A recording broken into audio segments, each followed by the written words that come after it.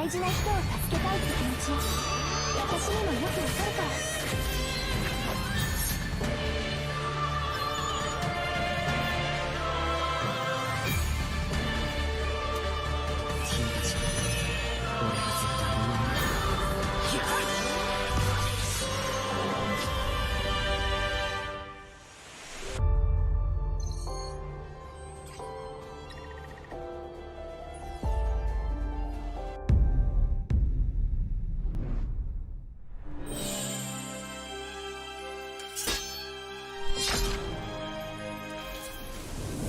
君たち俺が絶対に守る。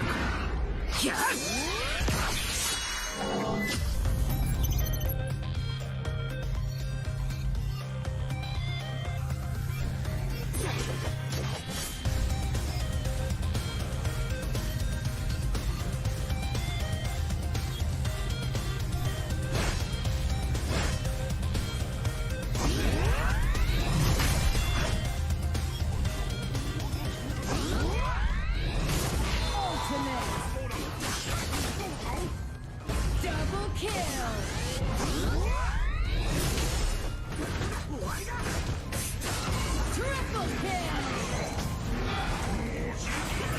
たち俺が絶対に守るか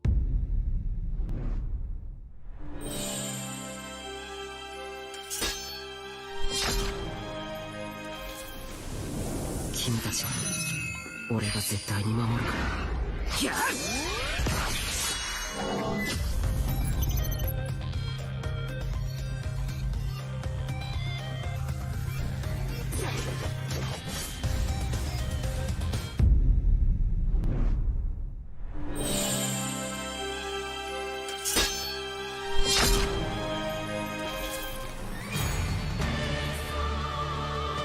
大事な人を助けたいって気持ち、私にもよくわかるから。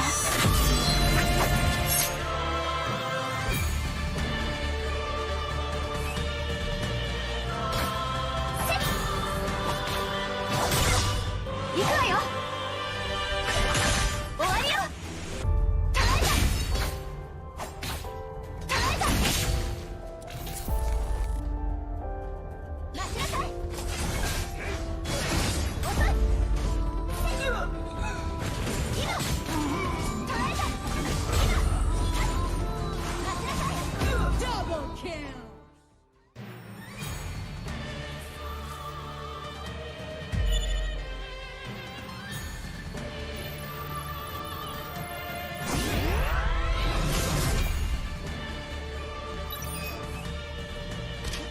ライトニングボールスタースプラッシュ。キリト君は私が守る。決める。今。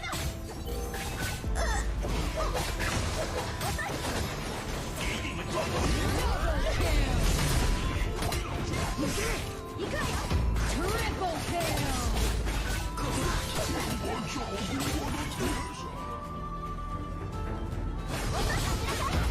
Legendary! Double kill! Triple kill! How will we ever know if the love will ever grow without trying, without trying? And how will we ever see if we're meant to be instead of flying, instead of flying?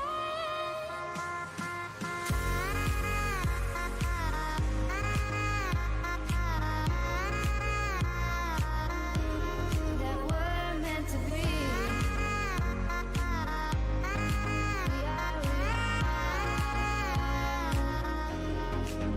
We're meant to be.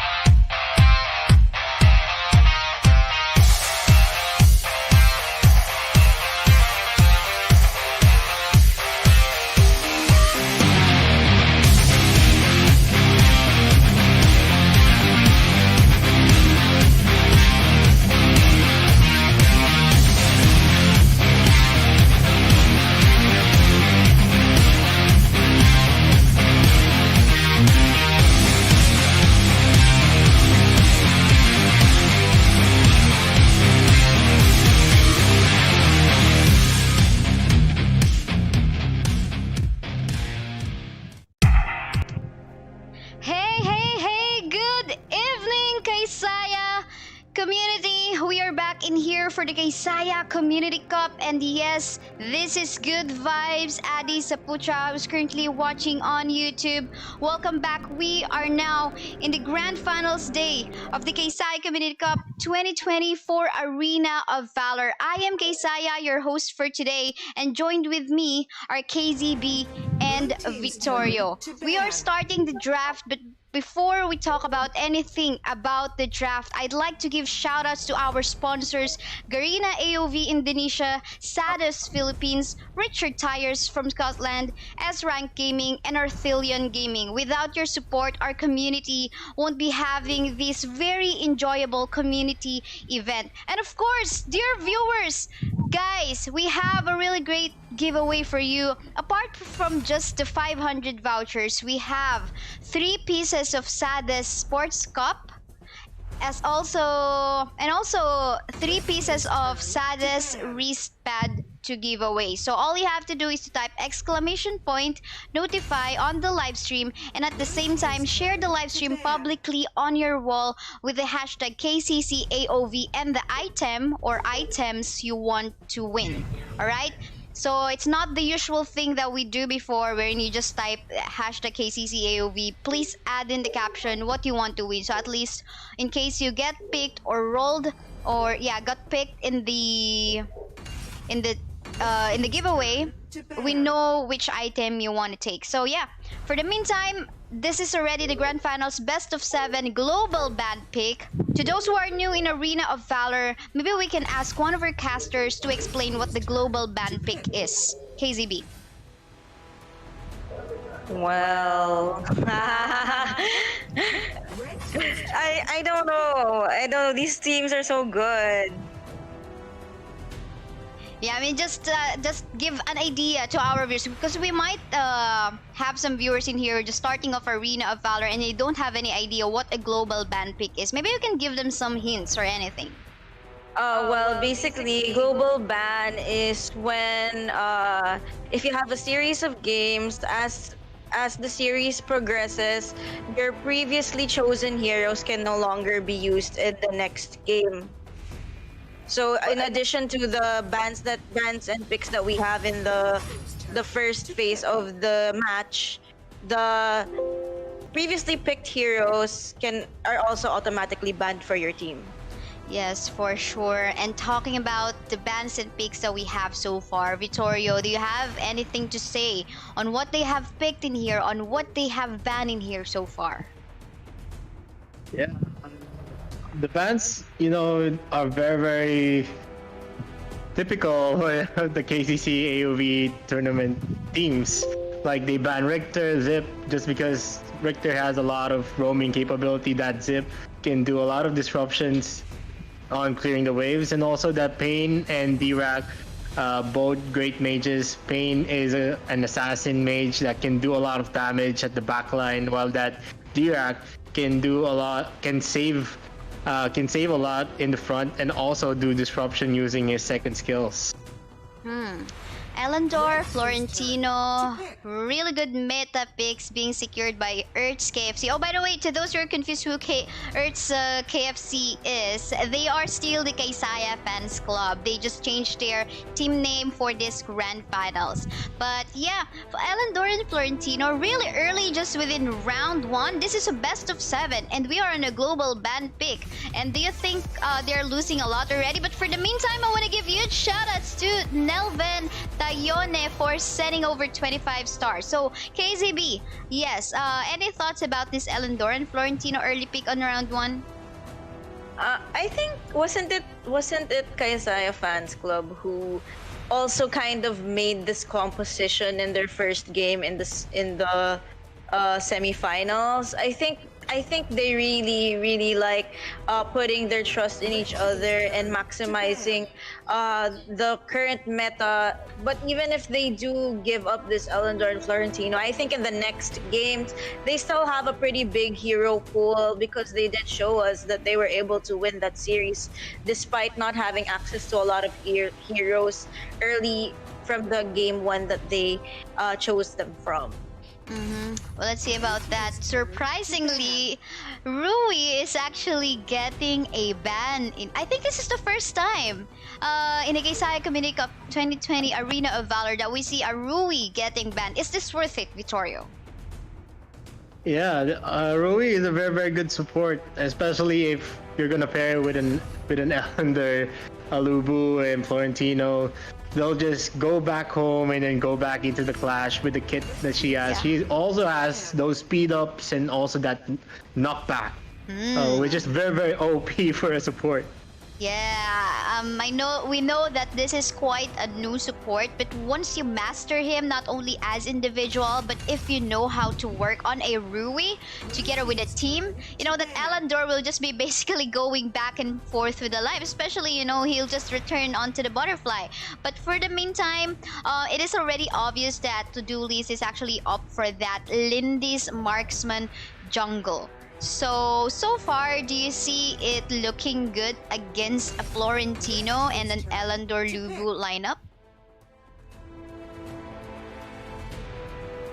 Well, KazeeB, yeah. Sorry. Well, for me, I actually I like how Todolist is currently picking as well as KFC too. Normally, I think against an Elandor, Lindis would also do well as a jungler. And for the Yena, it will really just depend on how Todolist is going to create the whole team comp, because it's possible that they might go for two warrior sides. So maybe this Yena might not actually be the hero that will be going against the Florentino. Because if I compare those two together in a lane, the Florentino is still at an advantage in my opinion, since in this patch he's not yet nerfed, but maybe in the next patch when there's no longer any more knock up in his second skill, the Yena would do better in lane against. Oh, we'll see about that. A non-favorite in general of Vittorio that Ignis is.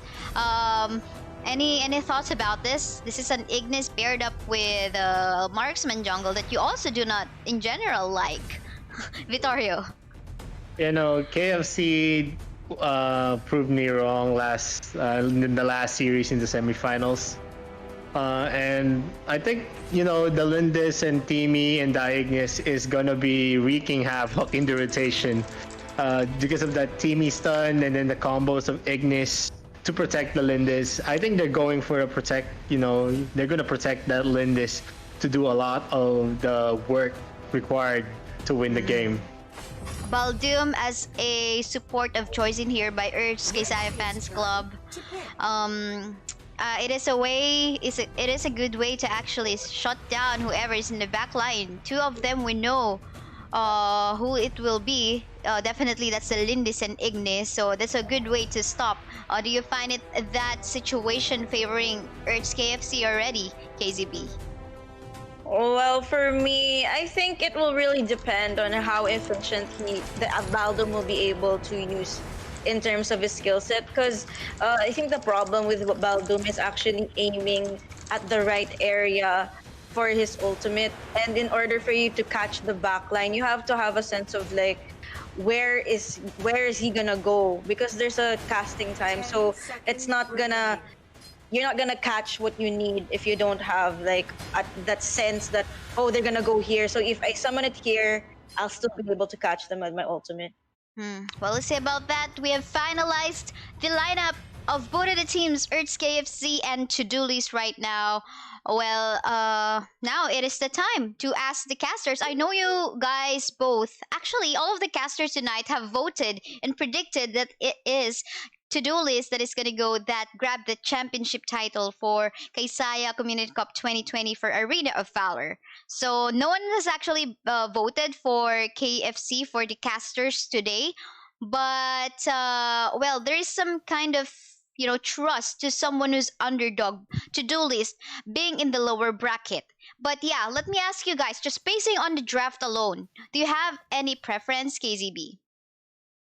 Well, I really like the lineup from Todolist. I like the Lindis pick, very mobile, and plus with the Timmy as their support, they'll always have like that the resurrection to fall back if ever they engage a team fight that doesn't really go in their favor. Well, let's see about that. Vittorio, thoughts about the lineup in here? Is it KFC for you or Todolist? For me, I'm going for Todolist in this round one.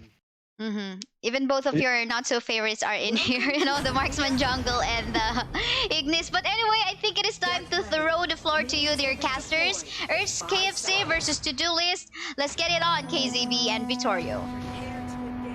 Thank you for that, Kaisaya. It's now the round one of Todolist versus Kaisaya Fans Club. Who's gonna be on top after this game? Put your comments. Put that in the comments below. Who do you think is gonna be victorious in the round one of our finals? So KazeeB, look at this. They're very. That Teamy is just staying and trying to farm up that Lindis using his passive. What do you think what they should play to be in top of the momentum today in round one? Well, I think the rotation will really matter in terms of where each team will decide to engage here. In the middle lane, check us out! Oh my god, got a gap right away. Yeah, that Baldum wasn't even able to move. Like I told you, that Teamy and Ignis combo is really doing a lot of CC. Yeah, I have to agree with you there. There are a lot of even though that there are times that Ignis isn't like the best mid laner to pick, just because he lacks the mobility for being a mid laner in rotations. But paired up with the Timmy, I think they'll do very, very well in this game. Yeah, and we saw how they bursted down the Baldum, and now they're just damaging each other. Try to gauge for the next objective. Look, that Baldum came in and put that team in a bad position, but he got bursted down again, and Diana is going to be able to flicker out, but Hertz Frenzy gets the kill. Look at that Lindis getting bursted down, and they're not going to be in a position. Look at that, he was caught by that Lubu. What a good play. Florentino very, very dangerously low. A flicker slash by that Malok makes that Florentino fall to the ground. Will the Malok live? That Marja slow, and also that Ellender just doing a lot of damage, and they will disengage, and it's gonna be a 3-4-2 exchange in that clash in favor of Kaisaya Fans Club. Well, that really went well for KFC there. Like, I thought it was for Todolist just because they got that early kill on the Baldum, but they quickly got all their heroes in place and dominated that clash.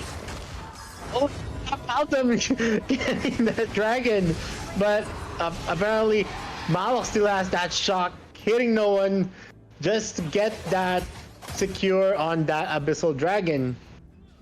Yeah, they did get the dragon, but look what KFC did. They stole away the might buff away from the Lindis, and are they gonna catch this Florentino? Oh my god, the Ellender as well!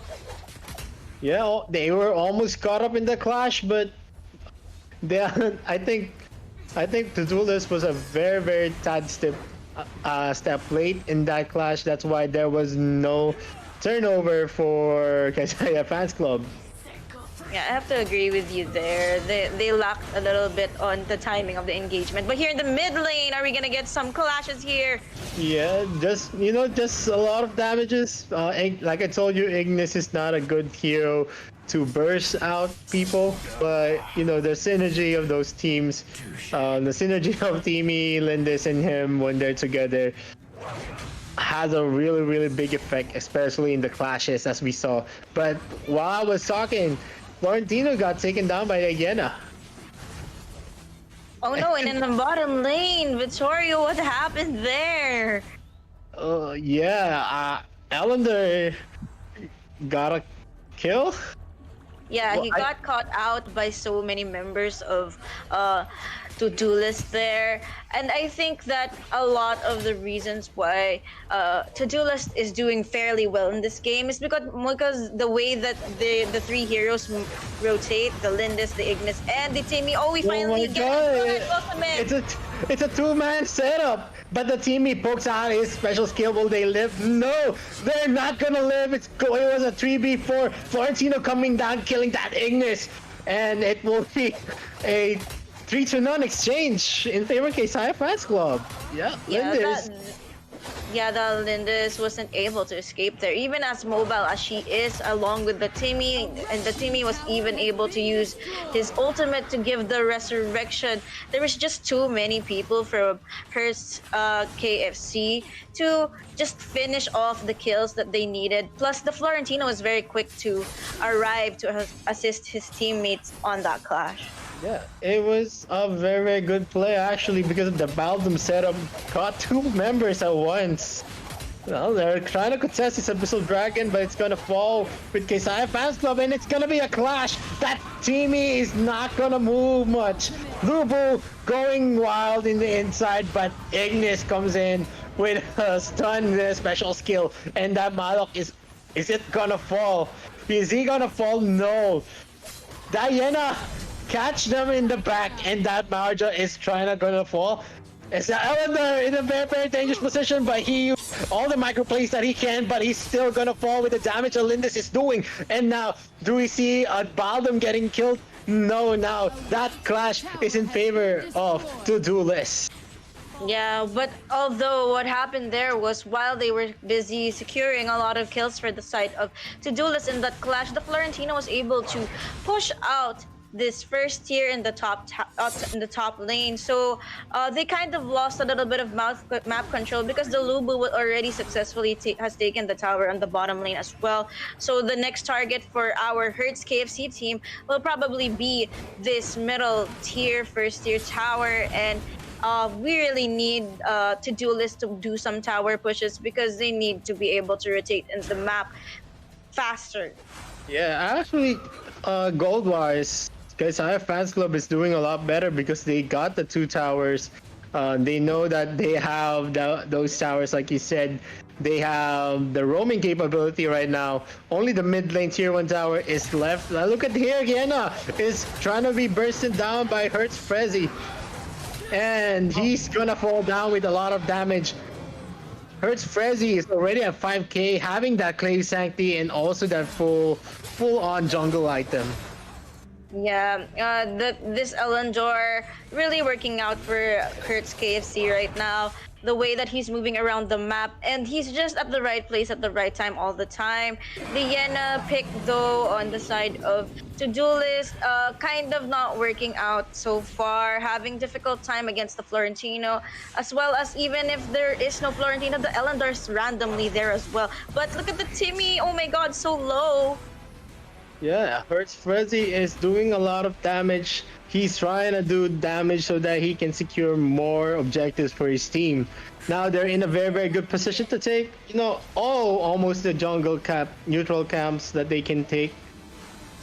And the global gold is, slowly rising up to the side of Kaisaya Fans Club. Yeah, it is. It's already at a 2k gold lead at 8 minutes, guys. But don't worry, it's not really too late for either team.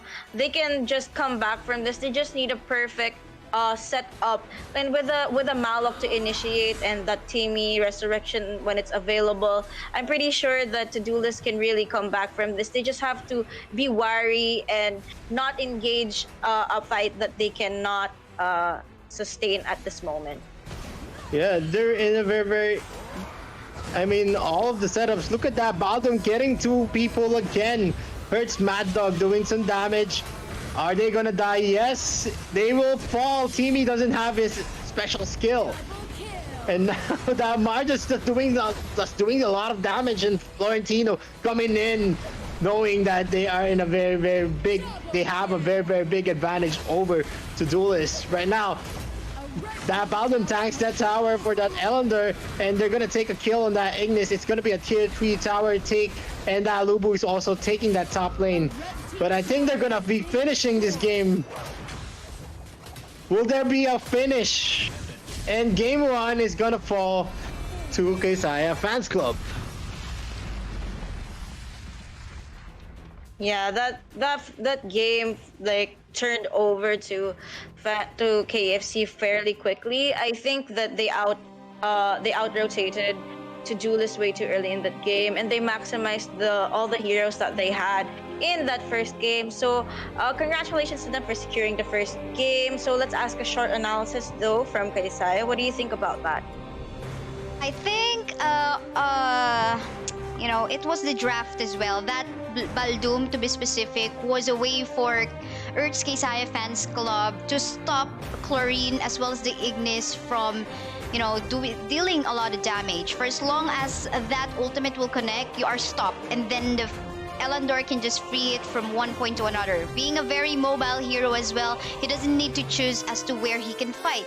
The Lindis is so very good in the jungle, but most of the clashes, it would happen in the lanes. And we know Elandor is just there going in and out as well with the help of the Baldum, either to go for a setup or for a stop in order for that Chlorine or that Lindis to pull of a fight. But then again, that was just my initial thoughts. But how about you, casters, KazeeB and Vittorio? What are your thoughts on that fight? KazeeB first.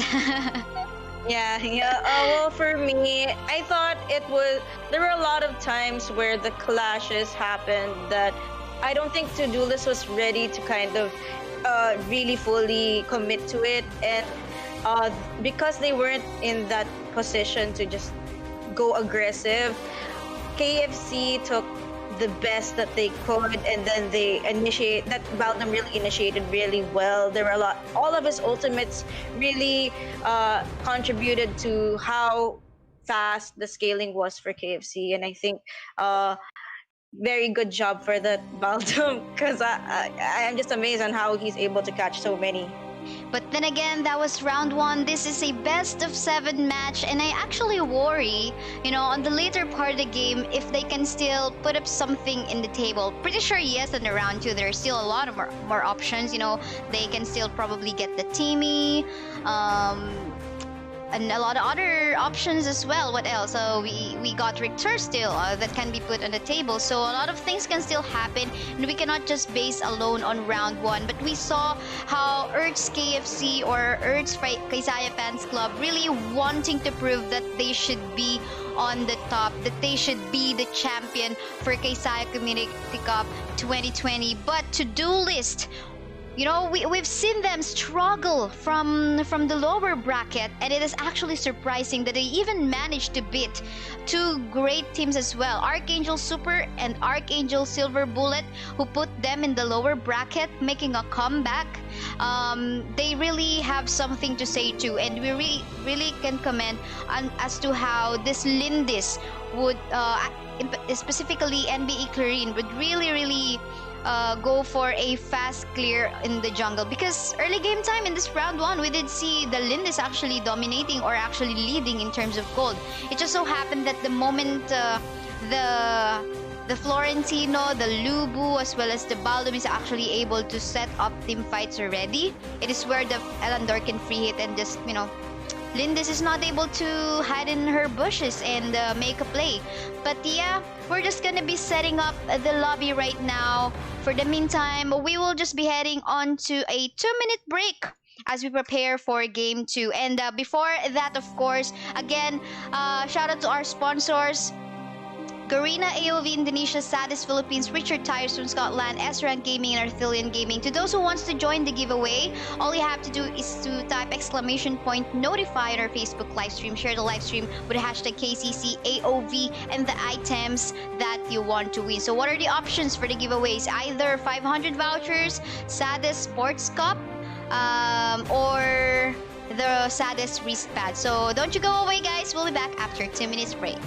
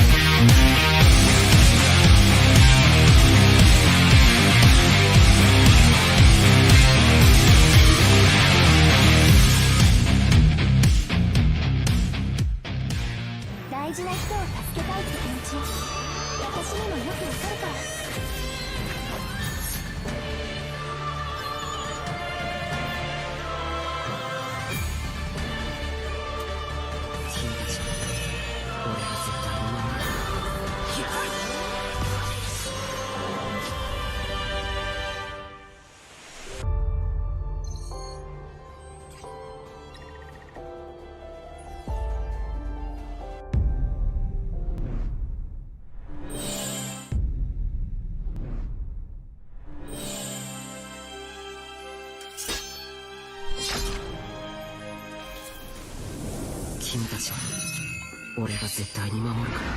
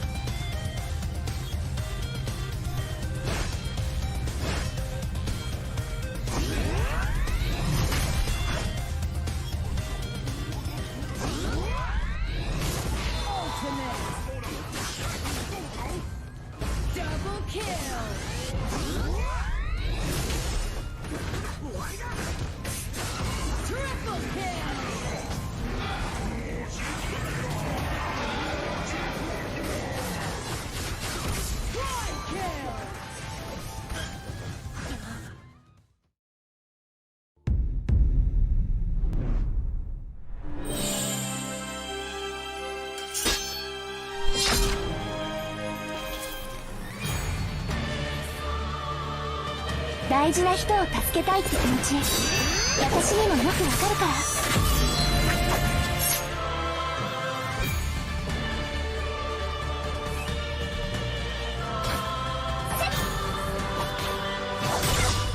行くわよ。終わりよ。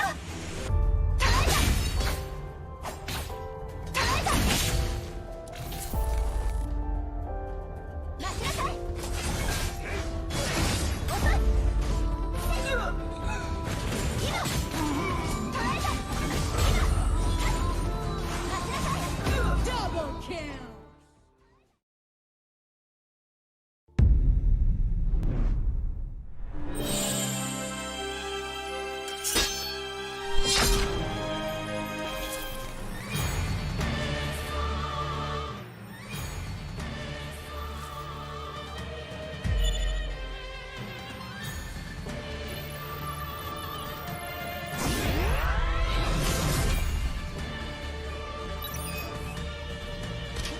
ライトニングボール。スタースプラッシュ。キリト君は私が守る。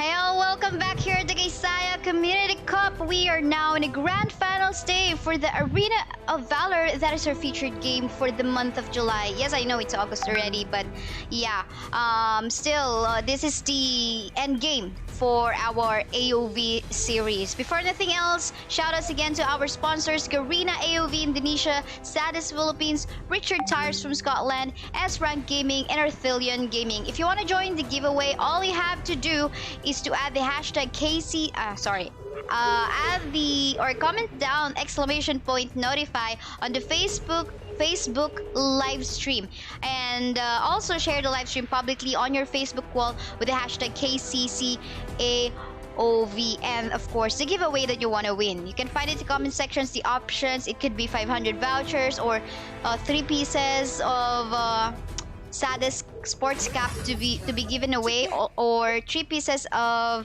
Saddest wristband to be given away too. And we just have a little bit of changes or adjustments in the rules. So as we load the game, we will pause it until all of the members send a screenshot of the game. We're doing that to ensure that everyone will be playing fairly.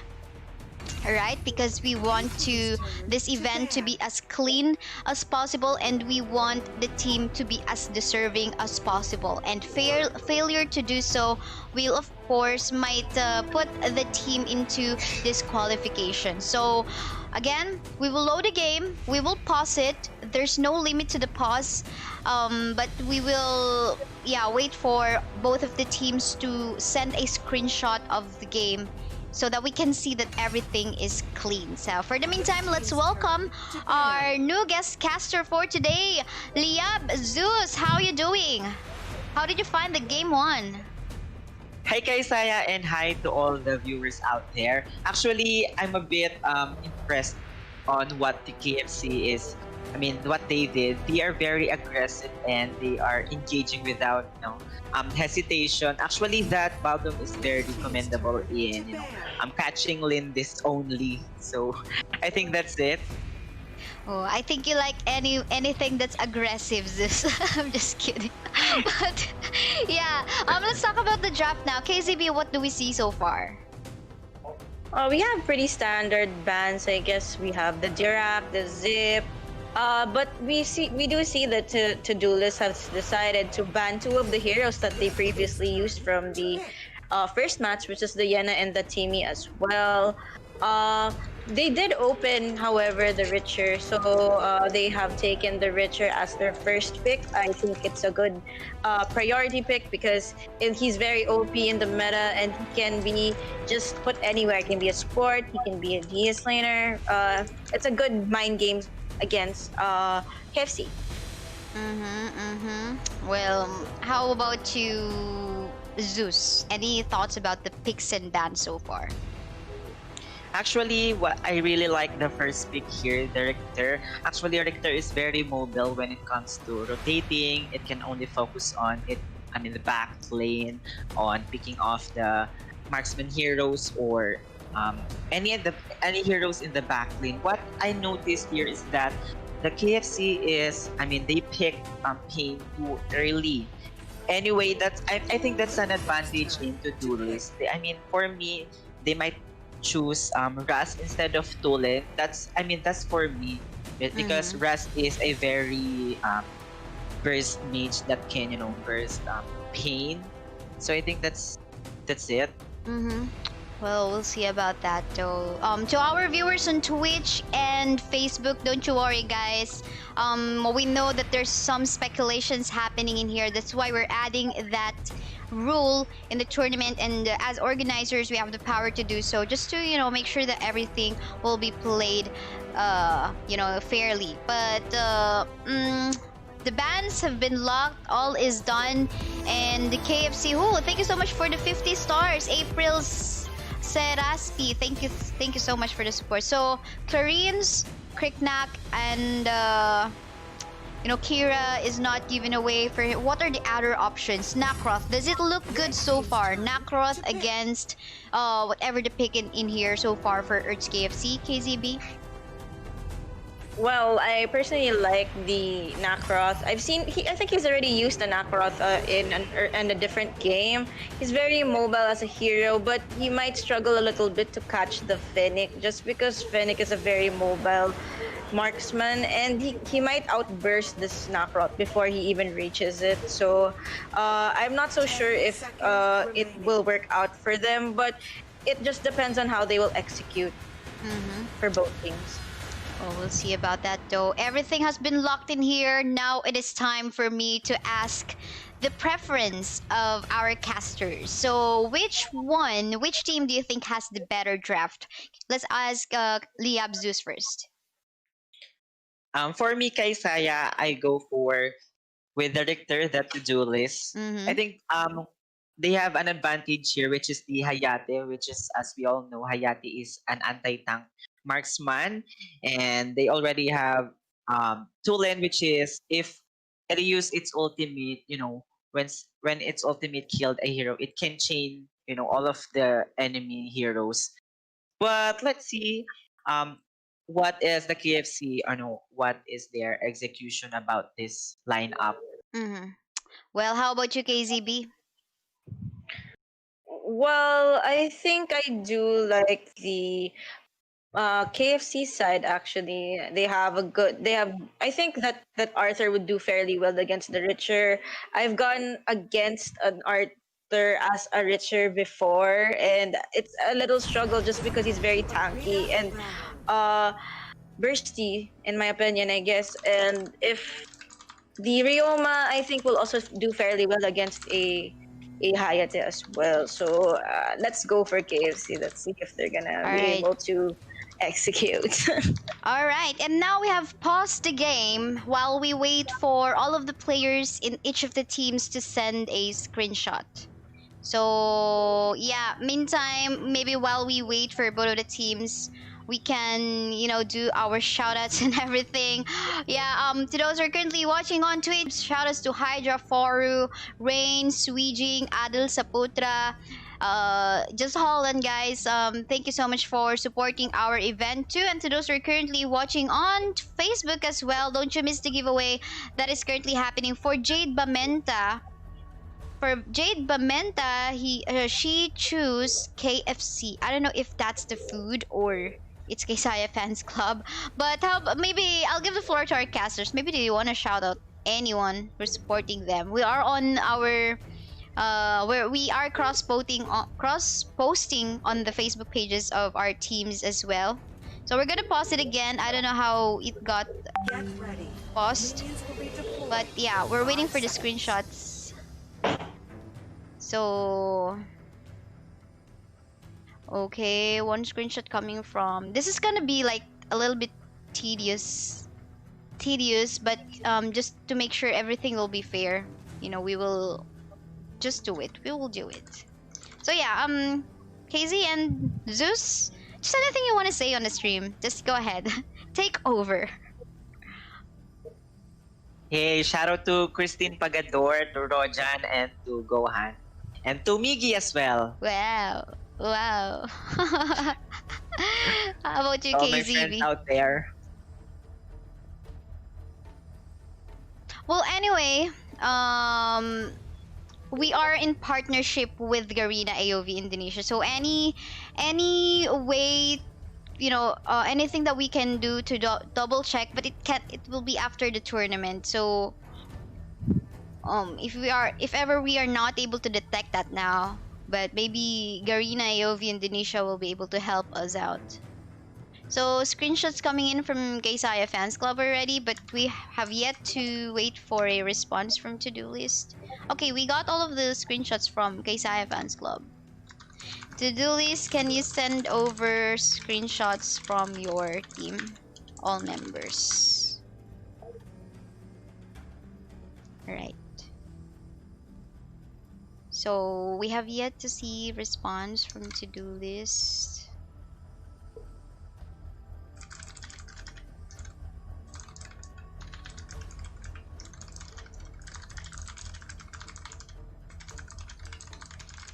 They're not responding as of the moment, but yeah, we'll see about that. Yeah, for the meantime, well, just to give an idea to our viewers what is currently happening, of course, we'll be honest with you. So there's just some speculations happening in here because coming from the side of Hertz.KFC, they feel like there is a MH that is currently happening. Okay, here we go. Okay, there goes the screenshot from the side of Todolist. We're currently just reviewing it, so just hold on, guys. I'm currently checking that one out too. So it's clear, it's all good. So we will be resuming the live. There you go. And just to give you a bit more information, to be safe, I will be connecting with Garena AOV Indonesia since they are one of our sponsors anyway. So I will be having them check out the accounts of all of the players to keep everything clean. So don't you worry, guys. We will keep this as clean as possible. So anyway, I'm gonna be leaving you to our casters, KazeeB and Zeus. Take it away. Thank you, Kaisaya. Thank you so much for that introduction. Let's see what's gonna happen in this early game. I'm not sure if there's gonna be any early clashes right now, but let's have a quick recap of the heroes for this game too. For Todolist, we have that Richer, we have the Tulin, the Nakroth, the Hayate, and the Ormar. And for the KFC or Kaisaya Fans Club, we have Thane, Arthur, Fennec, Ryoma, and Pain. So currently, guys, it's still very early in the match, but we get a stun from the Ormar, but there's a quick disengage. Actually, KZ, I like what is that the Duelist is doing here. This Ormar is very aggressive when taking its vision, but as we can see, I mean, Pain and Thane, they did manage to steal one of the jungle camp of Nakroth. So I like what the both teams are doing at an early game. Yeah, I have to agree with you. They're both two executing fairly well. We get a rank here on the top lane. I'm not sure if this Richard's gonna survive this onslaught from KFC, and he does not. What happened there, Zeus? Actually, KazeeB Fennec is very good when it's clearing its jungle. It's very fast. But before that, we are having a situation here. Nakroth got. Yeah, and I'm just so astonished at how well KFC is really rotating here. Even if our analysis isn't even having enough time to be completed because they are rotating so fairly fast in this match. Are they gonna get those additional kills with the Ormar? I think they do. That Fennec is so is really doing well in this early game. Yes, KazeeB. Actually, Fennec is fast. I mean, it can clear its jungle faster than Nakroth, so that's why they took advantage on it, and then they rotate fast than the Duelist.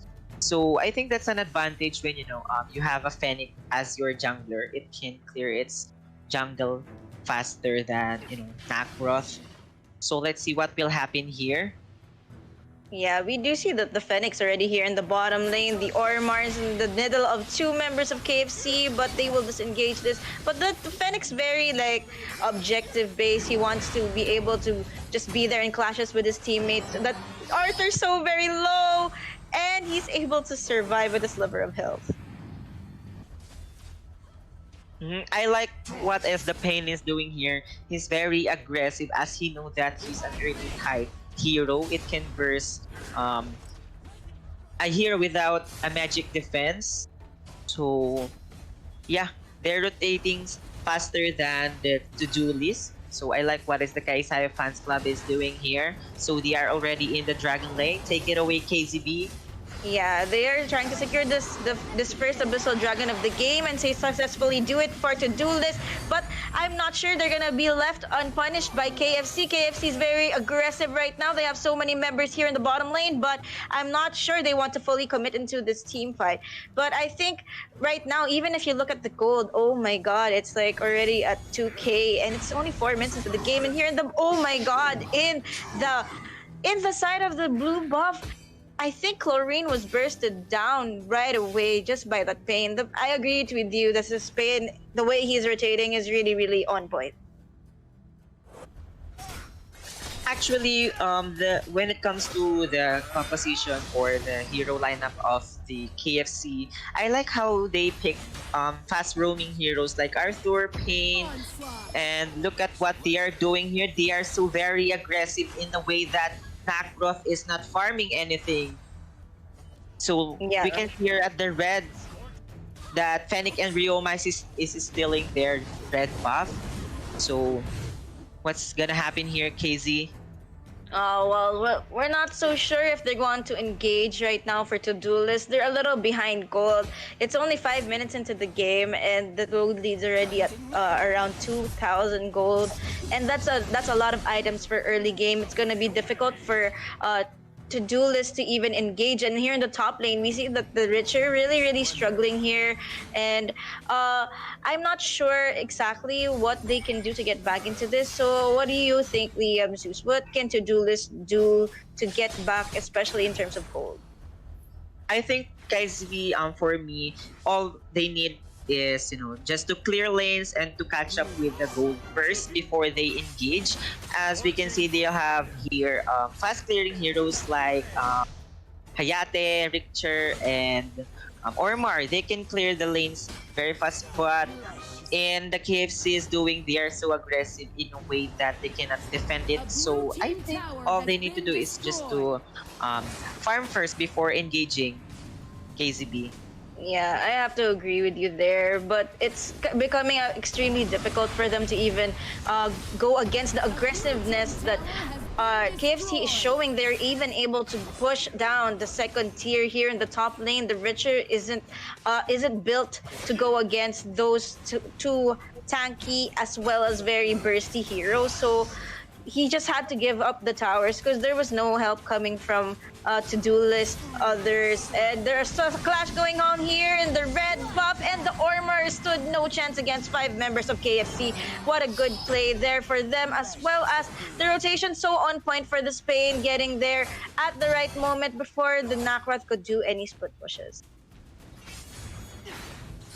Actually, Kazi, even if Nacroth do segues, it still have no money to catch up with the Fennec. Fennec's gold now is 5.3k, while Nacroth is 3.2k. So I think that's a 2k gold lead. So I think it's gonna be a hard time for the Todolist to catch up with the money of the KFC.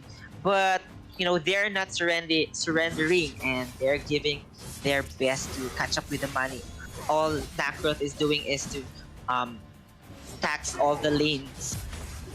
Yeah, that's really true, and I think that's gonna be very helpful for them. But here in the middle lane, this Ryoma as well as the combination with the Thane as well as the Fennec, they're doing a lot for their team. And right here, oh my God, is the Thulan gonna get the kill onto the Fennec? They want to shut down the Fennec, but they're not. They don't have enough damage right here. The Pain trying to get more kills for KFC. He's gonna get the secure onto the Thulan as well. We now see that NBE Chlorine trying to get a kill onto the Fennec, but they just can't secure it. And I think Chlorine goes down trying to chase, but we see that that's not over. The Pain is still chasing this Hayate and secures the kill. That's an onslaught for Mad Dog. A blue team tower has been Yes, KazeeB, I have to agree with you. Actually, what I saw there is that this Ormar engaged alone. I mean, its teammate is far from him. That he engaged the Fennec. What they did is to ask for, hey, I'm gonna engage this one, back me up. Something like that. It's just that this Ormar engaged too far. But the positioning is very important here as well. So we have a situation here. Take it away, Kazi. Yeah, I have to agree with you there. Though, though KFC is very aggressive here, it's really paying off just because their composition really it's really good in terms of team clashes and being able to rotate fairly well here. And look at that Fennec. It's just like this Nakrot's not doing really anything for Todolist right now. He just can't he can't do any of the combination of the skills. And we do get here in the top lane. Are they gonna try to get this top tier tower? No, they want more kills, but we see that the Fennec is just tower locking this top lane, and they're aiming for this mid tier inhibitor tower, and now all inhibitor towers are down for Todolist. They have a lot of members still alive, but the rest of the members of Todolist are alive as well, but there's just so much burst coming from KFC. I'm not sure if Todolist has it in them to tap this out, and they do not. Our KFC just tower locks this and aggressively clinches game 2. Yes, KazeeB, that was a fast game. I really like what the KFC did here. They are so aggressive in a way that Todolist doesn't catch up with the goal. Actually, I like what they did there. Fennec is just focusing on the tower while the rest of the team are, focusing on the engage. Hey, Fennec, just focus on the tower. We'll take good care of you. So I think I like that. Let's call on Kaisaya and see what's in her mind. What's in my mind? What's in my mind? I'm actually so surprised that we're actually in the grand finals seeing a really fast-paced game.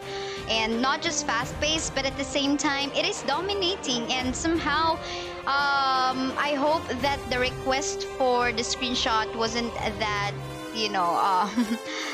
that one of the causes that maybe they somehow lost their composure. But then again, if you're really competitive, like whatever it is, you will be ready to put up a good fight. But you know what, overall I can see here somehow the team fights are messy. Not really the team fights, sorry, but it was the rotations coming from Todolist on round 2 was quite questionable, because from game 1 you see how well they are actually rotating, but seems like in game 2, round 2, somehow they're lost, or probably they didn't know where to put themselves up. But hopefully they can still come back in round 3. Anyway, this is a best of 7 match, so a comeback is definitely still possible. Them clinching some wins in here in the lower bracket, all of this going to be all of those were actually best of 1 match, and that was really something. And them taking down 2 Archangel teams, Archangel Super and Archangel Silver Bullet, they can still show some more power in here. And I think overall it is that Fennec jungle marksman being able to find a good place in the jungle too, for just farming and farming. 904 not even shot down even once, and Clarine had a hard time on catching that one up, regardless if he is also mobile. But how about you guys, KazeeB and Zeus? Let's start with Zeus. What are your thoughts about that? What did Todolist did wrong, and what went right for Hertz.KFC?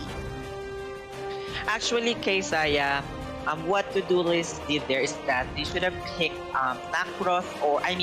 Cricknock or Darcy with the fast pacing, clearing abilities, and they shouldn't have picked Tulin in this composition for me, because Fennec is a very fast clearing jungler.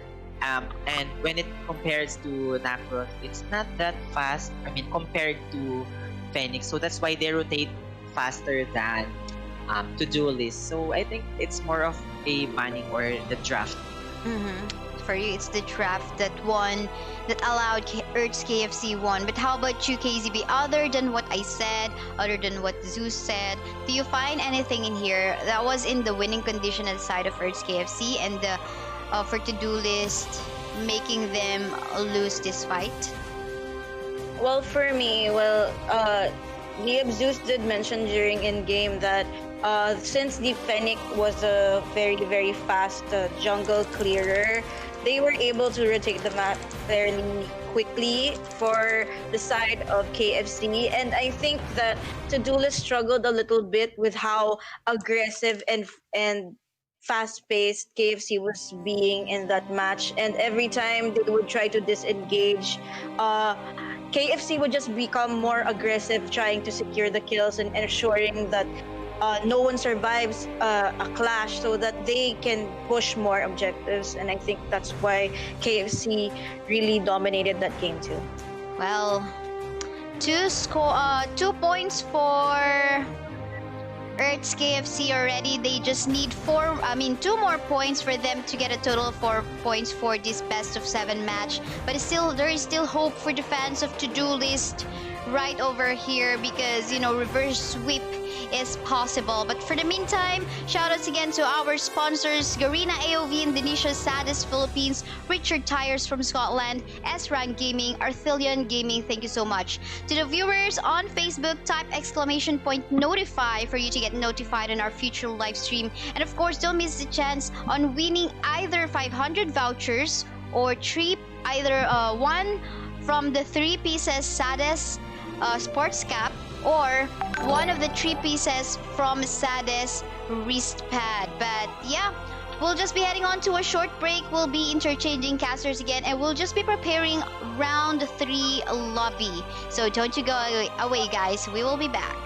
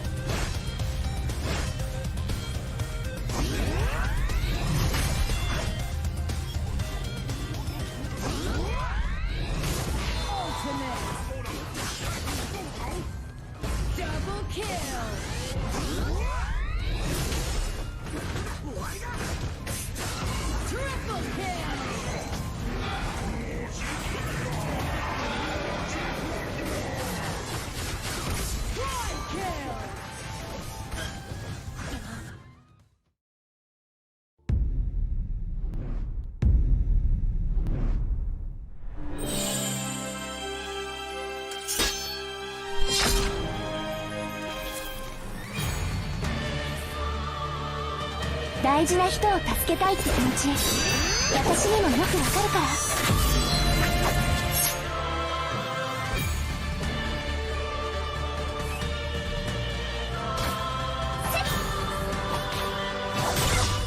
行くわよ。終わりよ。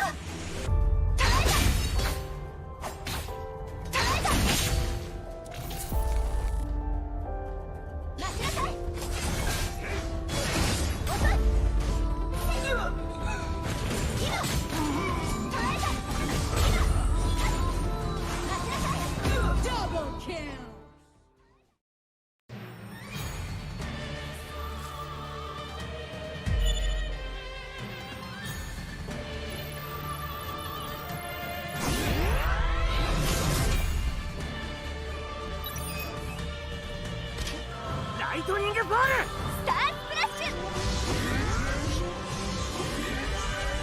キリト君は私が守る。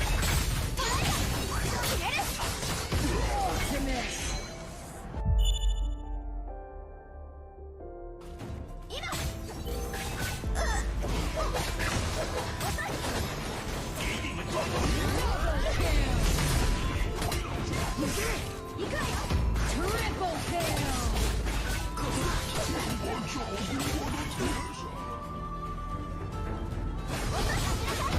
Legendary! Double kill! Triple kill!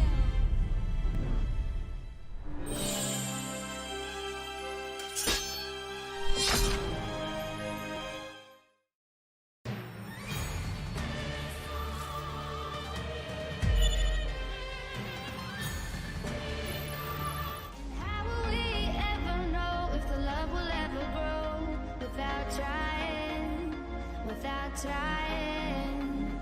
And how will we ever see if we're meant to be instead of flying, instead of flying?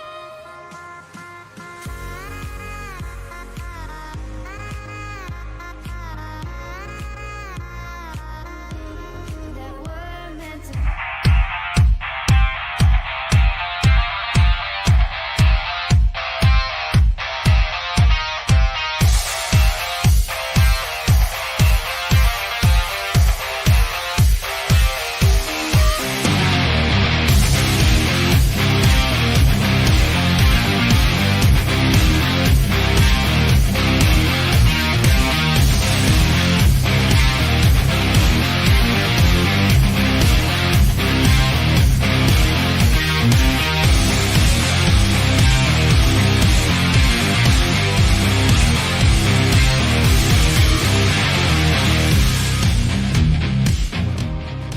Hello guys, welcome back here at the Kaisaya Community Cup Arena of Valor. That is our featured game for the month of July. Yes, it's me, Kaisaya. I'm still your host, and this time I am joined by LYB, Zeus, and Vittorio. But before I let them speak, I want to give this floor to shout out Garena AOV Indonesia, Saddest Philippines, Richard Tyers from Scotland, S-Rank Gaming, and Arthilian Gaming. We have a giveaway ongoing for our dear viewers on Facebook too, but make sure you follow the mechanics in the pinned comment section. Exclamation point, notify, that is the thing that you have to type.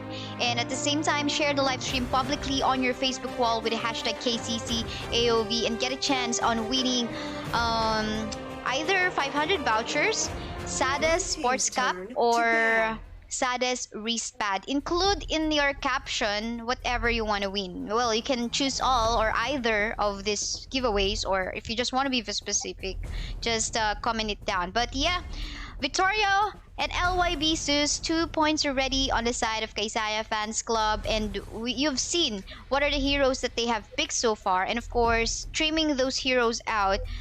If they don't really have a wide hero pool, which I doubt, they could have a problem. But do you think anyone from the team right now is actually lacking in terms of options already? You know, better options? Let's ask Vittorio first. Yeah, in Hertz.KFC, they already picked a lot of OP DS laners like Florentino, Lubu, and also Yoma and Arthur. Yes. Arthur is my personal favorite actually in the DS lane. Very, very OP hero. You know, the only DS laners that I can think of that they could pick is maybe a Yena, Richter, or an Omen. Maybe a Roxy. But Yena got banned in here, and I feel like the Todolist might abuse this, you know, banning out a lot of side laners too. But how about you, Zeus? You know, I know that you are into drafting as well. So from the heroes that have been picked already, you think there are still more options left for these teams in this round 3? Yes, Kaisaya, for Todolist, they still have Omen, they still have Elandor and Fennec, while in KFC they still have let me just see here, they still have Omen as well. Yeah, they Omen still have the hasn't been Timmy. picked. So I think there's a lot of heroes for the both teams. And look at this, Todolist, 2 side laners getting banned already. Richter and Yena. So it feels like they really want to take away all of this from from Hertz.KFC, because just like what Vittorio mentioned, Florentino, Lubu, Arthur and Ryoma has been picked by Hertz.KFC as well, and Todolist taking out Ayena and Rictor will be, trimming down their options as well. But we still have that Omen that Liab Zeus mentioned, and Omen was taken out by Todolist. What are the other options, Vittorio? What would you choose if you're in this spot? Yeah, if I would be facing Omen, Kilgroth? maybe a Varus, Varus is still there. Varus or maybe Or there you Roxy. go, Roxy, yeah. Actually, Roxy is a good counterpart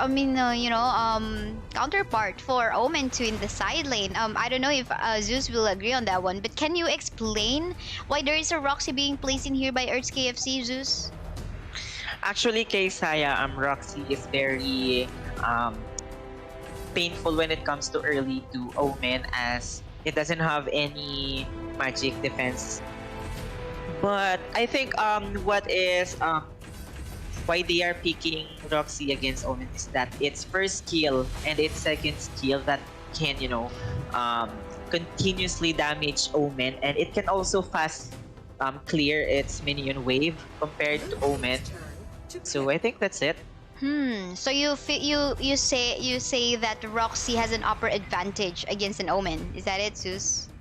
Yes, at the first game. I mean, at an early stage, but in the mid to late game, I think Omen is More powerful. more powerful than Roxy, because its ultimate is very contributing to the team composition. So let's see how they execute this one. Well, that's a hard lock. Well, there's that hard lock and a pull coming from Roxy too, but we'll see about that. For the meantime, Elandor got a hover in here, but seems like Todolist will want to go for an Ibneth. Any thoughts about... Oh, Elandor and Ibneth, does it look good if they lock it in, Vittorio? Yeah, Ibna is a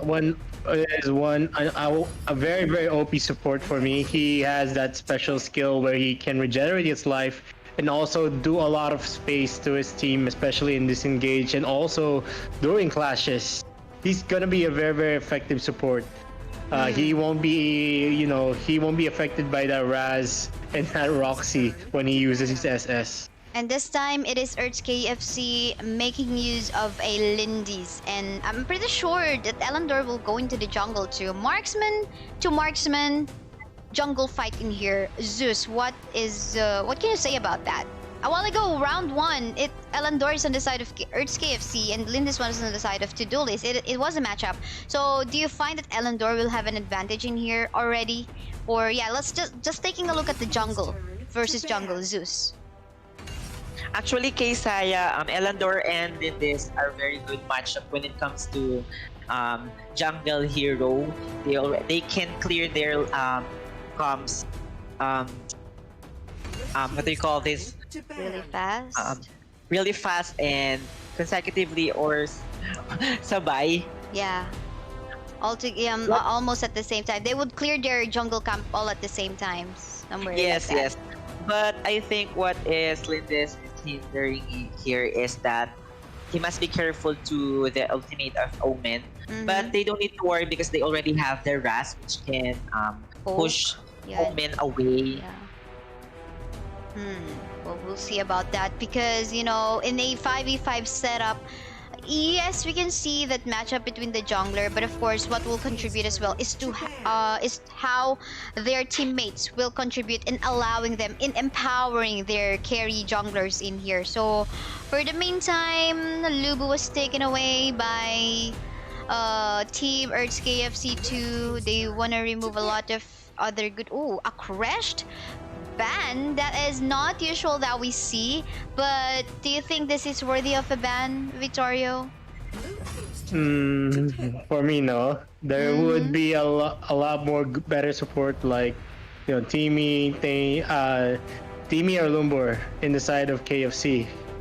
Yeah, because it hasn't been picked by Hertz.KFC too, so that's why there's really this importance in terms of taking notes on what has been picked and what has been banned already. Yeah, what has been picked already. So alright, so okay, yeah, thank you for that, KazeeB. So your message, we'll make sure again, round 3 we will be asking all the teams to send over screenshots, and all of the 5 members must send over screenshots. All right, so don't you worry about that, guys. I know you're very concerned as to how clean we are in here on this tournament, but yeah, just let's trust the process, and we'll do our, on the side of the organizer, we'll do our best to see like from the back end and ask help as well from Garena AOV Indonesia on verifying things. But yeah, for the meantime, going back to the draft, KazeeB versus Raz in the mid. Thoughts about this one, Zeus?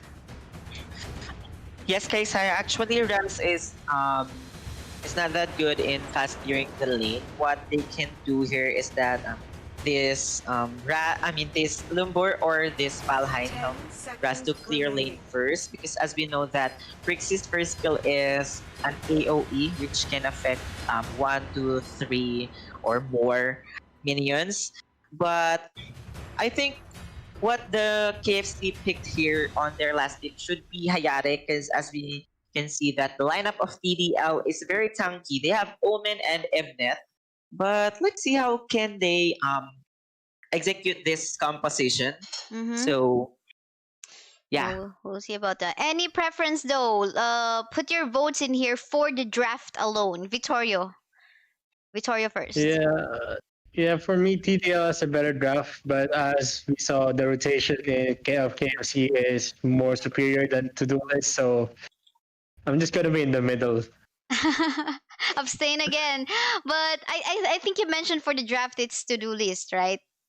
Yeah. Just for the draft alone. How about you, Zeus? For the draft alone, looking at the draft alone. actually I will go here in the to-do list draft. We have the Scud and Omen, which can easily kill Lindis, which is their main carry. But let's see how KFC will do to protect Lindis at all costs. Well, will they be able to protect their jungle marksman at all costs? Let's see about that. For the meantime, I'm gonna be throwing the floor to our dear cast. Oh, hold a thought. Yeah, we will be pausing first. Sorry about that. Not throwing the floor to our casters first, because both of the teams must send over screenshots. Send 5 screenshots total for both teams, please. There you go. Let's ask that to our team captains in Discord. So yeah, again, I know it's tedious and it takes a lot of work. It takes some time for them to send over the screenshots that we're asking, but it will help us make sure that everyone is playing fairly. Okay, we got 5 screenshots from to-do one. Let me just check. So screenshots came in from to-do list. 3. Okay, we are clear with to-do list. Now just waiting for Kaisaya Fans Club to send over their screenshots too. Actually, for all female tournaments, it is even more tedious because, you know, the ladies, the players will have to be on webcam when playing online. But yeah, we're done with the screenshot verification. We will be resuming the game, and I'll be throwing you guys to our casters. It is Liab, Zeus, and Vittorio. Guys, take it away. Yeah, thank you for that, Kaisaya, and the blue team has posed the match. But it's the round 3 of the finals of Kaisaya Community Cup. It's already 2-0 in favor of Kaisaya Fans Club. Will Todolist be able to do a comeback? Let us know in the comments. Who do you think you got in this round 3? So let's just do a quick recap. Kaisaya Fans Club.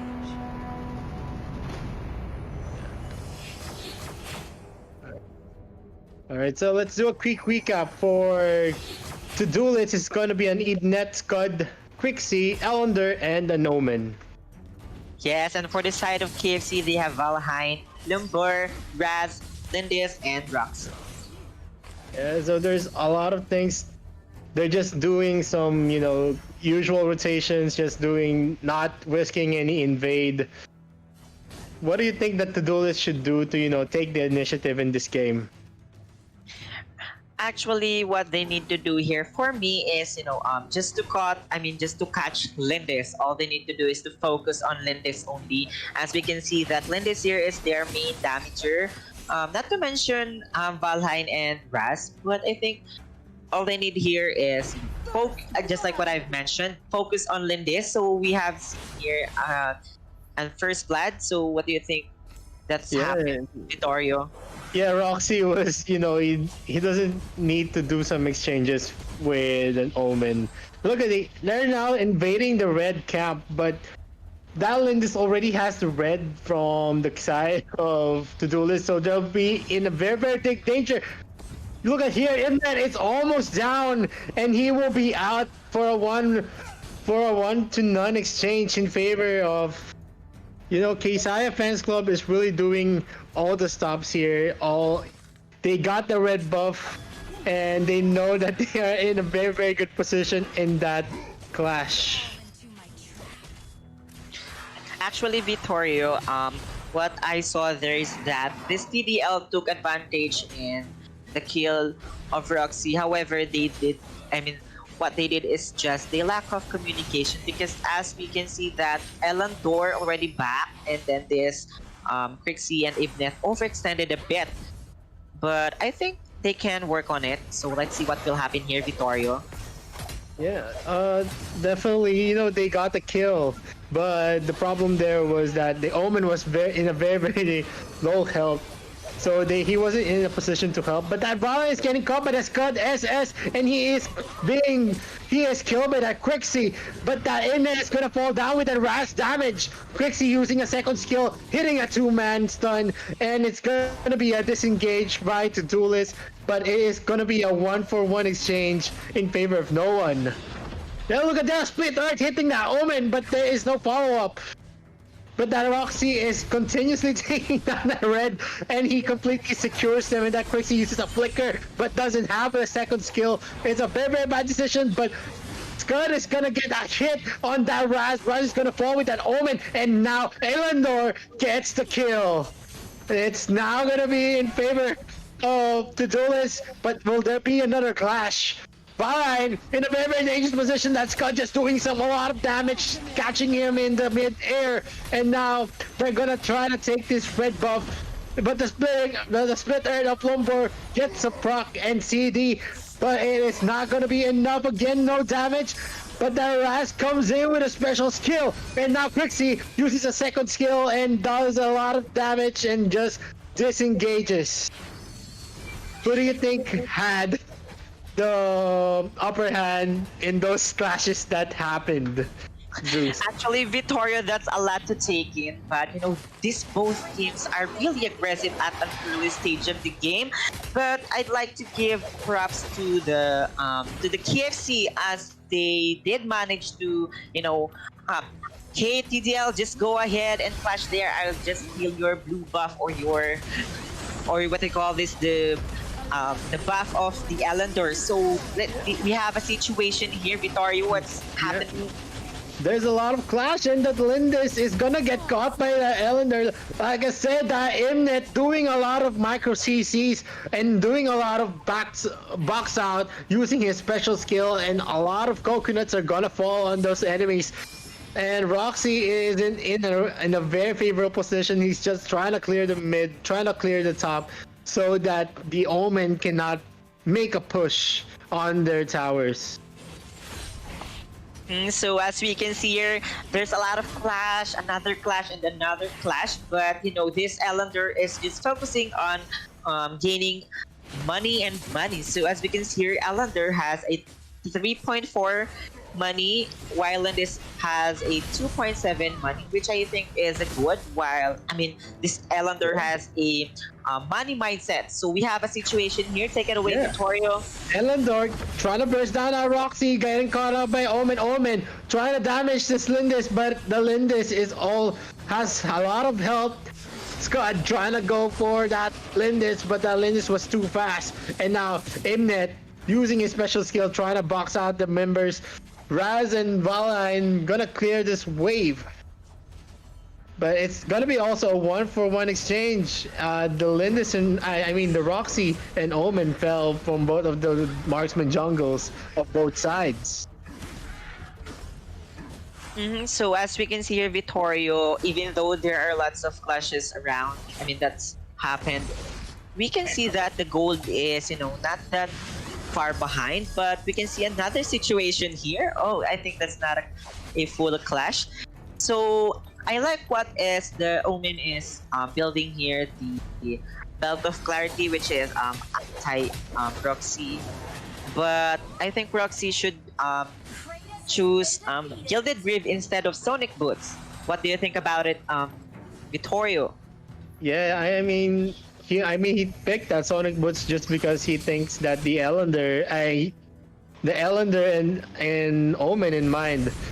He knows that the Crixie won't really, try to burst him down as much as he wants. But they're now trying to take this top 1-tier tower. But the Flicker Scud SS was a big damage, and they weren't able to kill that Mnet because of the special skill.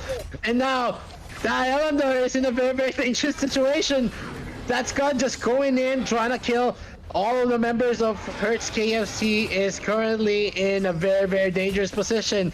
They're dangerously low, and the best option here is to try to go back. But that Roxy comes with a flickered special skill, but he gets knocked up by that Crixie second skill.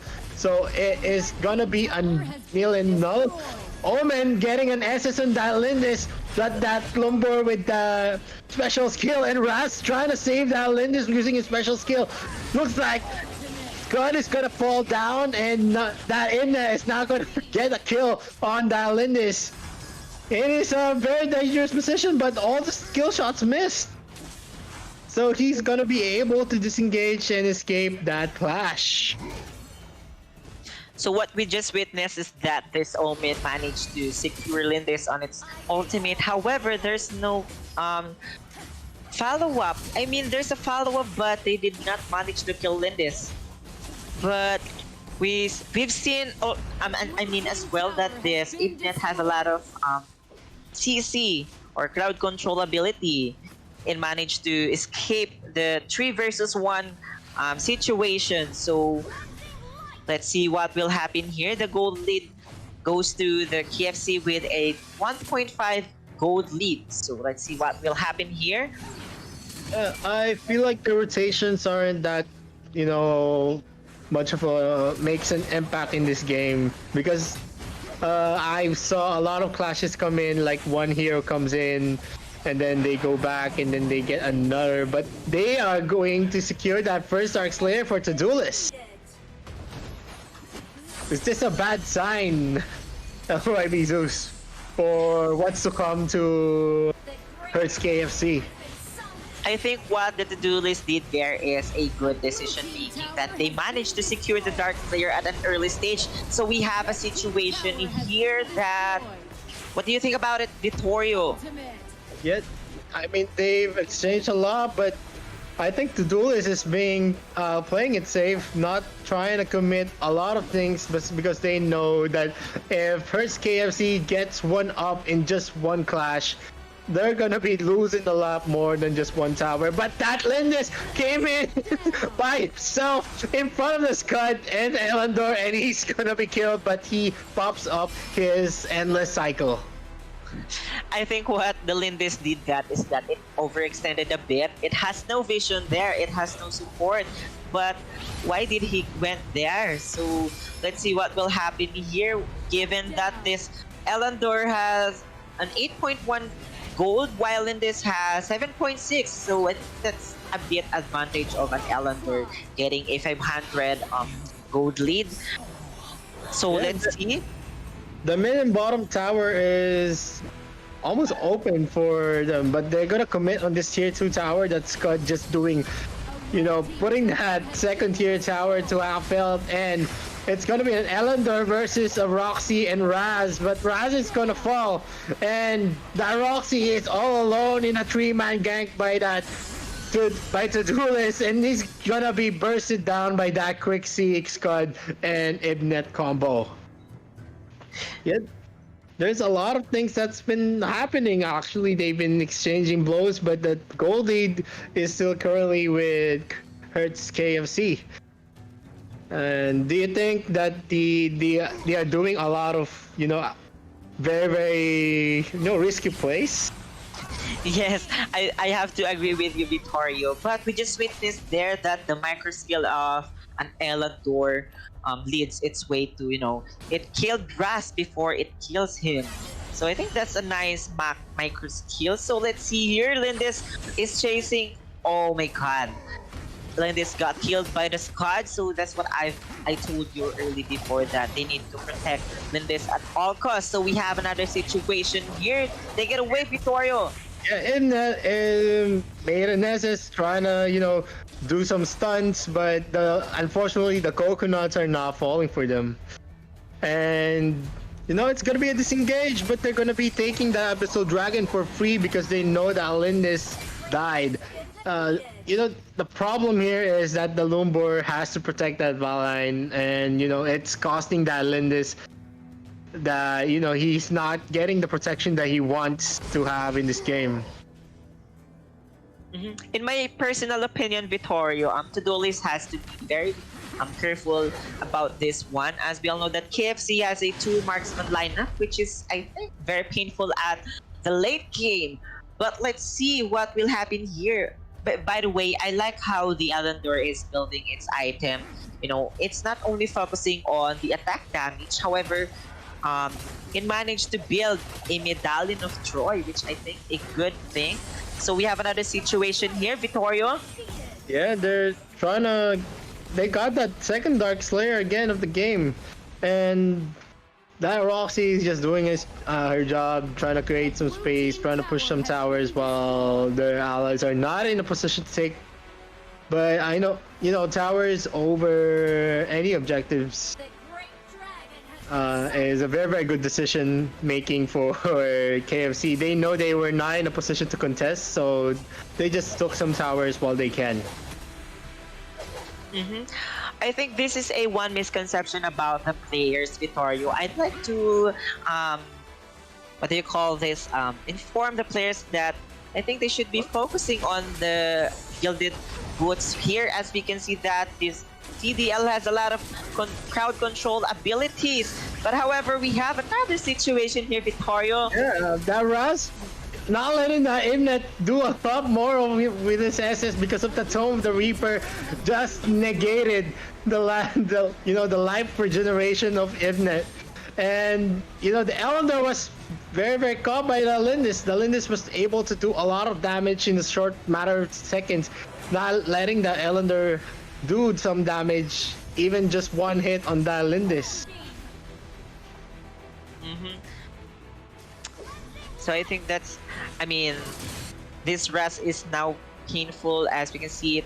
It has its core item, which is the Tome of the Reaper and the Staff of Nald, which I think a anti-tank build. We have another situation here, Vittorio. So what I mentioned, they're not stopping at the clash. They are just keep on clashing and clashing.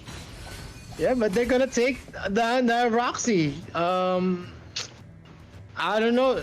I think everyone was low that Omen got that Lumbor with his special skill, but it didn't really translate to anything. But that Roxy was just, she went in with a lot of backup. The Lindis was already backing up, and that's why she got caught in that clash. Anyway, Vittorio, I'd like to present an idea on this both composition. I think what the both teams did here is that it's a 4-1. Roxy and Omen should go segue while the 4 other teams are focusing on the objective. But we have another situation here, just like what I mentioned. Take it away, Vittorio. Yeah, Imnet with the Flicker special skill, doing a lot of micro CCs, and all the coconuts fell on the heads of Hertz.KFC, and it's gonna be a tower lock, and there's no coming back in the round 3. It's now gonna be a 2-1, and round 3 will be won by Todolist. So I think that's a comeback from TDL. So they managed to secure the game 3. So what I think they did a project Broom Broom there. So you can see it on my previous videos. However, let's just call on Kaisaya. Yes, thank you so much. Oh, that was a comeback by, of course, Team Todolist. But we saw that even on the late game time, it was actually Team Hertz.KFC is on the lead. Like in terms of goal, it just so happened, I think, when they saw that punish onto Edward, the lumber on the side of Team Hertz.KFC, they just went all in because they know it's a 4v5 fight and they can just take it and win the situation. Another thing that I find in here, not really, I feel like the Valheim is not really that of contributing that much in the clashes. Though meanwhile, I'm totally fine with the other heroes that was picked by Hertz.KFC in here. But overall, yes, in the draft, I do agree on that vote of yours, dear casters, a while ago, that it is Todolist winning the draft. And we're happy to see that they actually made a comeback in terms of putting up a good play in the battlefield, because round 2, it felt like a totally different Todolist, and this time they're actually going for a return, given that they also got a good draft. So, but how about you guys? Let me ask you. Let me ask Zeus first, maybe as to what he thinks about that. I mean, because we thought it could be KFC's game, but what happened? Why Todolist was able to make a comeback? Actually, Kaisaya, I like what the TDL did back there. It's just that this KFC did not manage to secure a 4-1 rotation at the mid or late game. All they need to do is just let Roxy do the segue pushing, and then just protect Lindis at all costs, provide vision. It's just that, it's so much that this Lindis overextended. We just witnessed that. And I think the itemization here is not that good when it comes to the Lumbor. As we can see that the CDL has a lot of crowd control ability, given that they have this Ifnet and the Crixie. I think what the Lumbor build here is that the Gilded Grids, I think, it will give you a more likely 35 or 25 resistance. I think that will help you a lot. And then this Lindis, I think we should focus on the attack damage item. But I think that's an overall for me. Yeah, you did point out that the two carries in here, Clarins, Elandor, and Frezis, Lindis, they build up not just pure damage, but they have secured in here some defenses as well. But yeah, let's ask Vittorio what he thinks about that fight a while ago. Yeah, the composition, like you said, that Valheim didn't really become so effective, and also I think it was very, very redundant of them to have that COD, and also that Tome of the Reaper. They got both, yeah. Yeah, it was very redundant. The Valheim was already lacking a lot of damage. He's like a utility Valheim, right? Yeah, he's more of a utility, like a support kind of Valheim, but the protection of the Lumbor was very, very crucial, and that Elandor always had a backup of sorts for the team, while that Lindis was always in a 2v1 situation, which really, cost them a lot of time, especially in taking objectives. Well, then again, that's what our casters thought, guys. For the meantime, 2-1 score already in favor of Team Kaisaya Fans Club, Hertz.Kaisaya Fans Club. There's still hope for anyone to make a play later on in round 4. But for the meantime, we'll just be heading on to a short break. Once again, I'm your host, and these are your casters, Vittorio and Liab. Zeus will be back after a few minutes break. Don't you go away.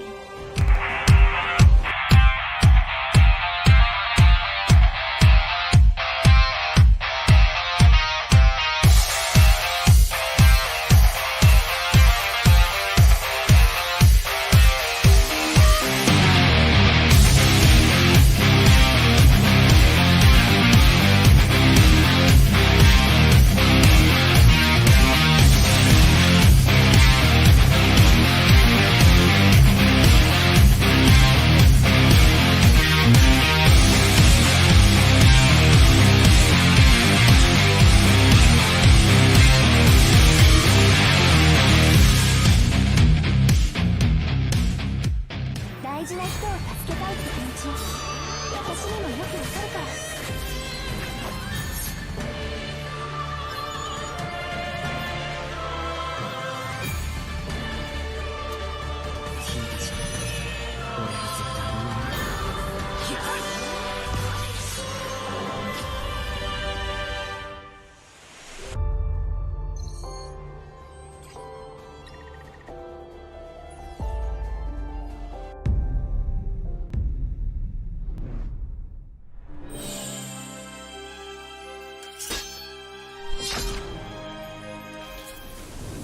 君たち俺が絶対に守る。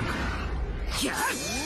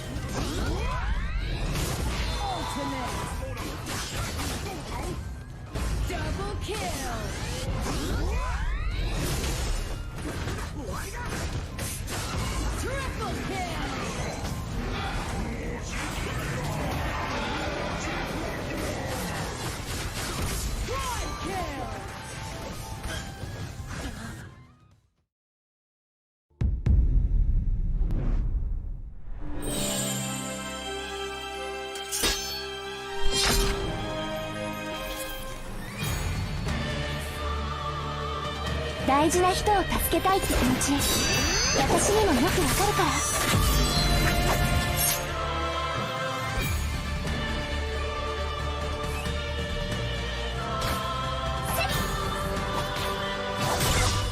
行くわよ。終わりよ。耐えた耐えた。待ちなさい。遅い。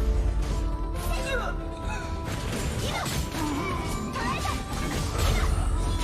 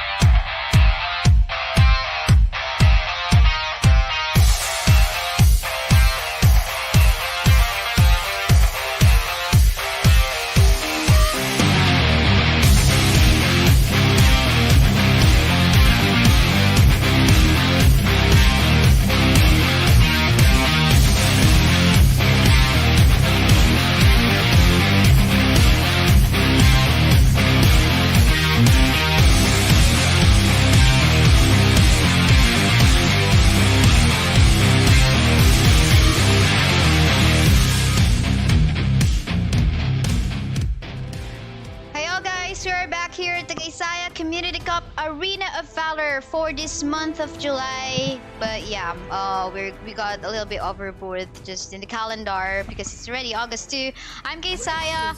With me are casters KazeeB and Vittorio. But before anything else, like always, of course, we will shout out our dear sponsors, Garena AOV Indonesia, Sadis Philippines, Richard Tyers from Scotland, S-Rank Gaming, and of course, Arthelian Gaming. To our dear viewers, we got something for you too. So, yeah, exclamation point notify, that is what you have to type on the Facebook Live. And if you want to join the giveaway, share the live stream publicly on your Facebook wall with the hashtag KCC AOV plus, of course, the giveaway that you want to win.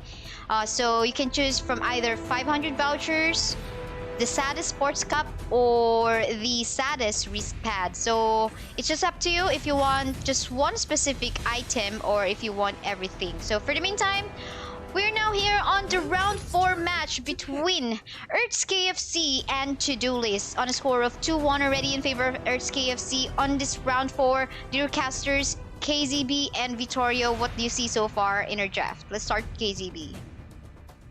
Well, we still see this Zip and Dirac in the bans, and they have both opted to ban out 2 DS laners, one with Florentino and one with Omen. I'm not so sure what is it with Omen that a lot of teams like really prioritize him in team compositions, but I guess in terms of what he can do mid game when he's pretty tanky already, I think that's why they decide to not give this option to KFC. But with their picks, I like the picks coming from Todolist so far though. I like that Arthur as well as the Lubu, so I'm thinking they're going for maybe a marksman jungler for Todolist.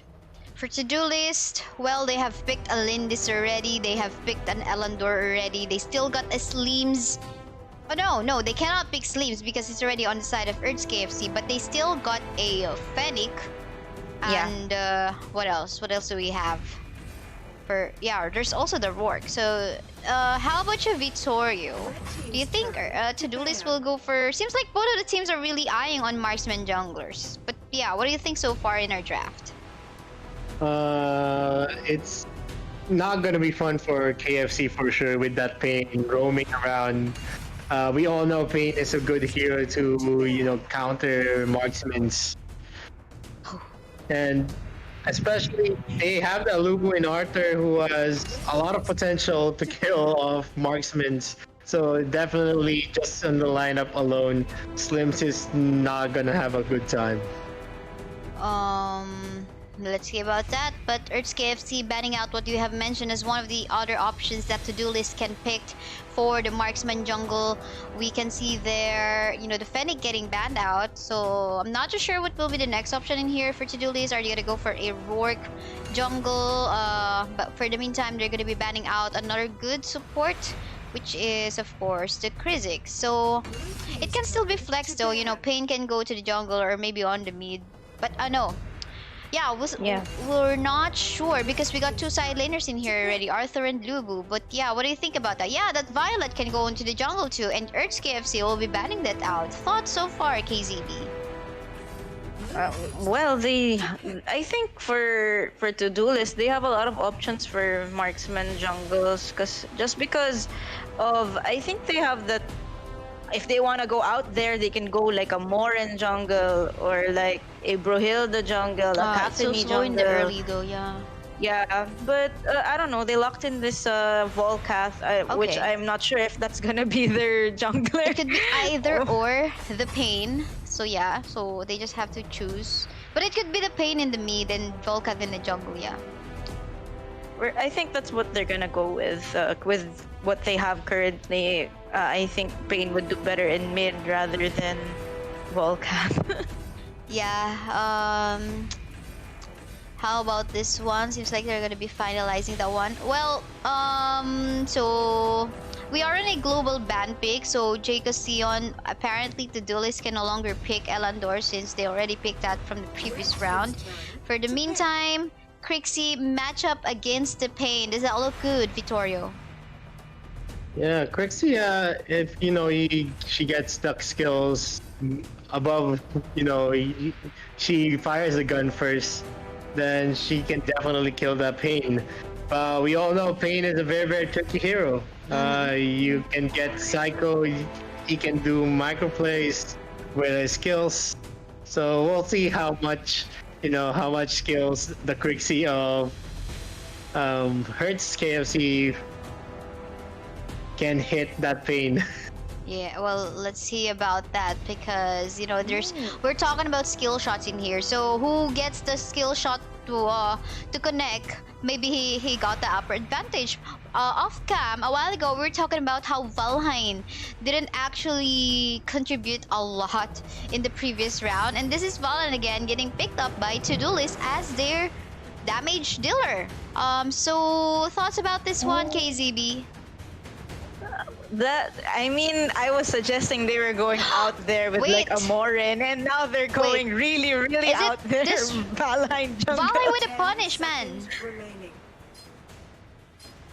Valheim. Yeah, they're serious. Yeah, they're gonna put this one in the table. I don't know what you casters to think about that. Maybe we can ask our viewers viewers too. But now I'm gonna ask you, which lineup do you prefer right in here? So let's start with Vittorio. I'm gonna go for Todolist just because of that Valheim thing. So you really want to see that work, that Valheim jungle. Yeah, definitely. All You right. know, this is gonna change Kaisaya Community Cup history. All right, KazeeB, how about you? I have to go the same. I want to see this kind out there kind of comp, kind of accomplishing what kind of objective to-do list will have here. Mhm. I really want this to work. All right, well, let's see about that. And our audiences, our viewers are currently, having that they got shooked on that Valheim jungle too. But for the meantime, this is round 4 on our best of 7 grand finals match. Hertz.KFC versus Todolist. Casters, take it away. Oh no, hold, sorry, I forgot. We're gonna do that pause again, like what we always do. So sorry, that was quite anticlimactic for the introduction for the casters. But yeah, screenshots. Gonna be asking Marshall Silicon Pato, can you just ask them to send over the screenshots, send them a message on Discord, and ask for that one. And yeah, dear viewers, while we wait for the screenshots, again, do not forget our giveaway, of course. Get this chance. This is the last. Just a lot of giveaways. We have a total of giveaways for you guys. You know, the vouchers and the sports 3-piece sports cap, and also okay, there's goes some screenshot. And also, the status wristband. Okay, just double checking. I'm gonna be involving myself in double checking if everyone. Oh, I can see one phone in here in low battery already. Actually, 4 of them in low battery already. So, yeah, best of 7 match. You really gotta be prepared. So, to-do list is done. Sending their screenshots. Just waiting for more screenshots from the side of the Kaisaya Fans Club. Alright, everything is all set and we will be resuming this now. So, casters, KazeeB and Vittorio, guys, take it away. Yeah, it's now gonna be the round 4 of the finals. It's gonna be Todolist clinching that round 3, so they're now at 1, but you know, KFC Hertz is still at 2 wins. So let's see who's gonna be on top of round 4. Put in the comments below, who do you think is gonna win, Todolist or Hertz.KFC in round 4? So let's just do a quick recap while the red team has posted the match. Hertz.KFC sporting that Scud, that Slims, Malok, Crixie, and Diana. And for the side of Todolist, we got a Volcath, a Lubu, a Valheim, an Arthur, as well as a Pain. So I really like this out of the ordinary comp from Todolist. It's something you'll never expect. So it's something you don't know how to counter exactly to based on heroes, like direct counter heroes. It's out of the ordinary, Vittorio. Let's see how this game will be going. Yeah, and they're going for a support Volcat. Well, very surprising, actually. This is the first time I've seen this kind of comp. Support Volcat and a Valheim jungler. Yeah, I have to agree with you. I don't think either of us would ever predict that the Volcath would be the support and then the Valheim would be the jungler. But I think no matter what kind of comp you go with, it will really work out. Just really depends on how you execute. Oh my gosh, the Nalak's very low, but yeah. I think he will survive that. Yeah, now they're feeling the wrath of that Volca, which is deals a lot of damage, even though he doesn't have any damage items yet. Just with his, second and first skill combo. Yeah, I have to agree with you there. But Todolist as a team, I've actually gone against them in classic games and casual games here. They really do like making out of the ordinary comps. I remember I went against them, they were MM jungle and then they were 4 melees, which is I think what they did now. Yeah, that's what they did. 1 and then 4 melee characters. And they were pretty like they're mobile, so let's see how they will execute this game. They won't really be able to gank just because they have that Arthur. But look at that setup. That Spear of Slims hits that Arthur face first. And then Vulcan comes in and does a lot of damage with this combo. But that Scud gets the first kill in. But the damage, is gonna fall on the side of the Todolist. And then Iana is very, very late to the party right now. Yeah, I have to agree with you. And we see that Todolist is very in the position to take the first Abyssal Dragon, and that Yena won't be able to do anything about it. But let's see how both of these will execute. Oh my god, here in the bottom lane, Vittorio! Yeah, I was very, very surprised that Scott went in with his special skill, and then I thought he was going to use his first skill to get out of it. But he went in front of 3 people of Todolist. A very, very bad idea if you want to survive in that clash. Yeah, I have to agree with you there. Those were 3 very, very tanky and like very aggressive type of heroes. So like if you go into them, you have to have a way to get out. And that Scott just made that poor decision of trying to go against them, thinking he could burst them down. Yeah, now we're seeing the Arthur Yena matchup, and Arthur is going on top. That Arthur is too, does a lot of damage and is very, very tanky. Yeah, and if you do check out the tier list, you'll notice that actually Arthur's pretty up there. He's not like S tier in terms of hero tiering, but he's, I think, A. So he's around like Lubu key level. So he does counter most of the meta heroes in my opinion, because he's a little hard to kill. Yeah, he's very hard to kill. The tier list isn't really that accurate, maybe for rank. But in terms of team fights, Arthur can do a lot of things. But they come in. Look at that Lubu using his special skill, doing some sustain in the bottom tower, and that Arthur is in a very, very dangerous position. But they're still able to kill that Malok, and that Yena is gonna fight in a 2v1 situation, but who is going to be able to kill? No, that Yena is gonna be able to use his chakram to kill that Valheim. And, I think Todolist is still in the top of the game. That flicker first kill by that Scud is not gonna fall through because of that crystal ball effect. Yeah, the Mako Frost coming from the pain right at the night was good timing on his part. Although we do see that the Valheim has used his first endless cycle of the game, so he's just back here. Even though that he just died in that clash, I think it was very worth it. They have already gotten 1 tower so far, and this early in the game, they have a little bit more advantages as to moving around this map and map control in general. Yeah, it's a very, very scary combination, and Malok might be in a very, very dangerous position. Pain! Malok using the shock to, disengage, but that Vulcan is coming in, with his horse. He knows that he's gonna be immortal when he goes down that horse. And they're gonna take in. Pain comes in, but there's no much damage. Quixie misses a skill shot and second skill, but Malok is gonna fall down, and Valheim is gonna still continue to be one of the dominating junglers at this game.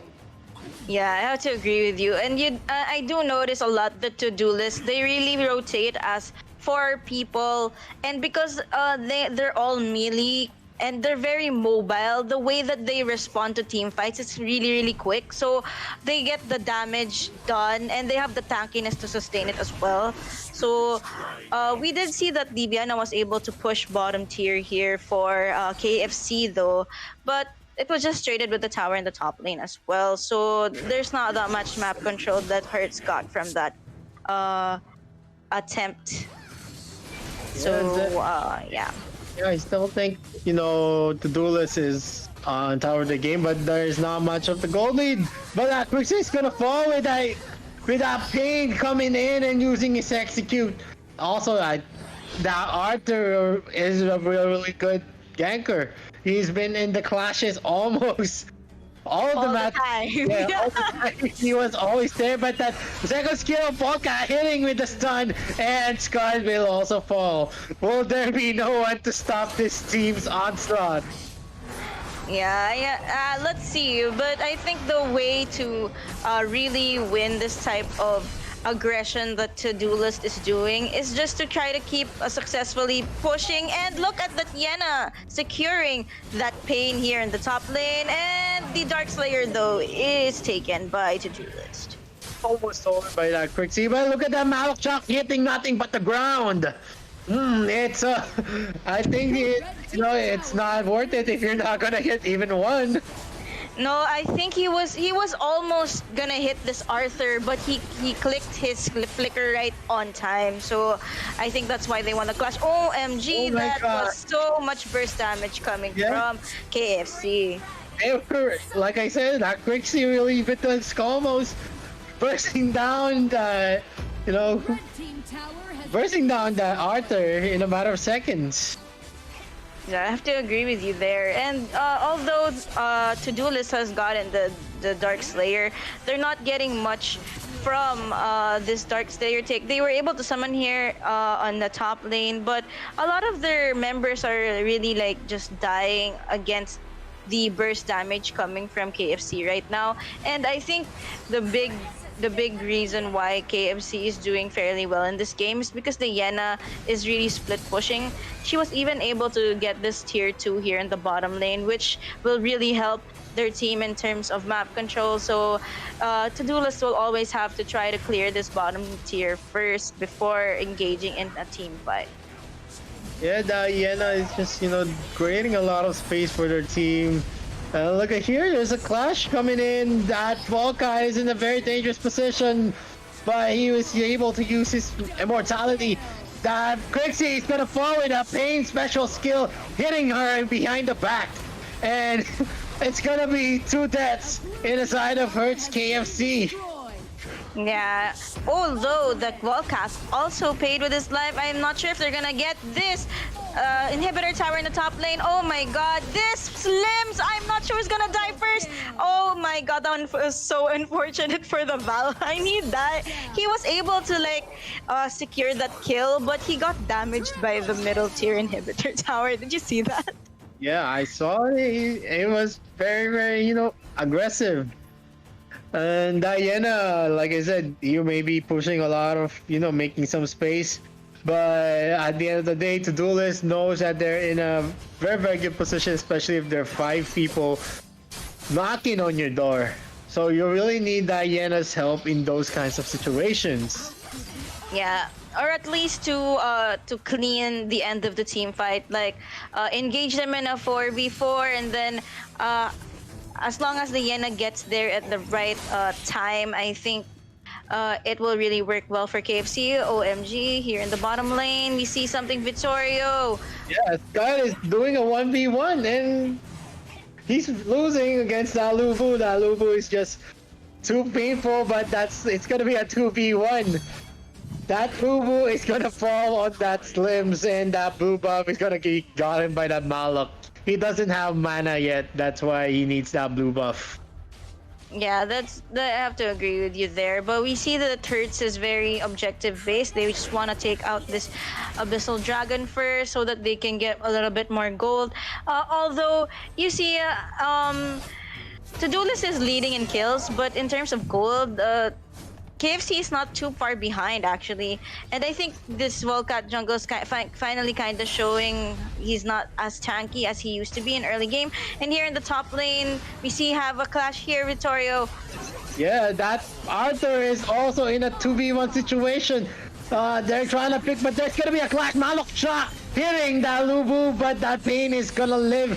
But he's gonna be in a dangerous position. It's gonna be a 4v1 while that Malok is soaking up the damage from that Valheim. Now that Valheim is now scaling into the mid game, and we all see that his damage is not that, it's not that substantial, even though how strong he was at that early game. And now he's gonna be taken out by that Malok and Scud combo. With the first skill, special skill, he's gonna be dying and be, foot for the ground.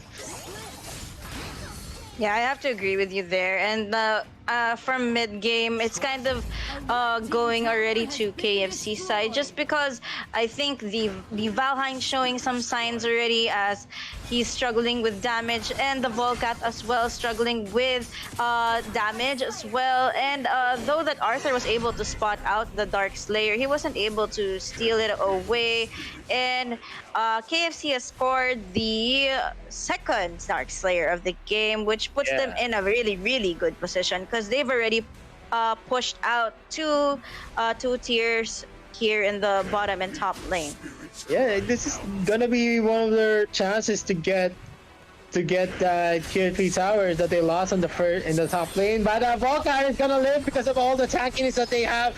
Immortality is knocking Lupu, going with the flicker, trying to kill that Quixie. The Quixie is in a very dangerous position, but Malok is able to box out that Valheim, doing not much damage, and that Volcat without his immortality is gonna fall.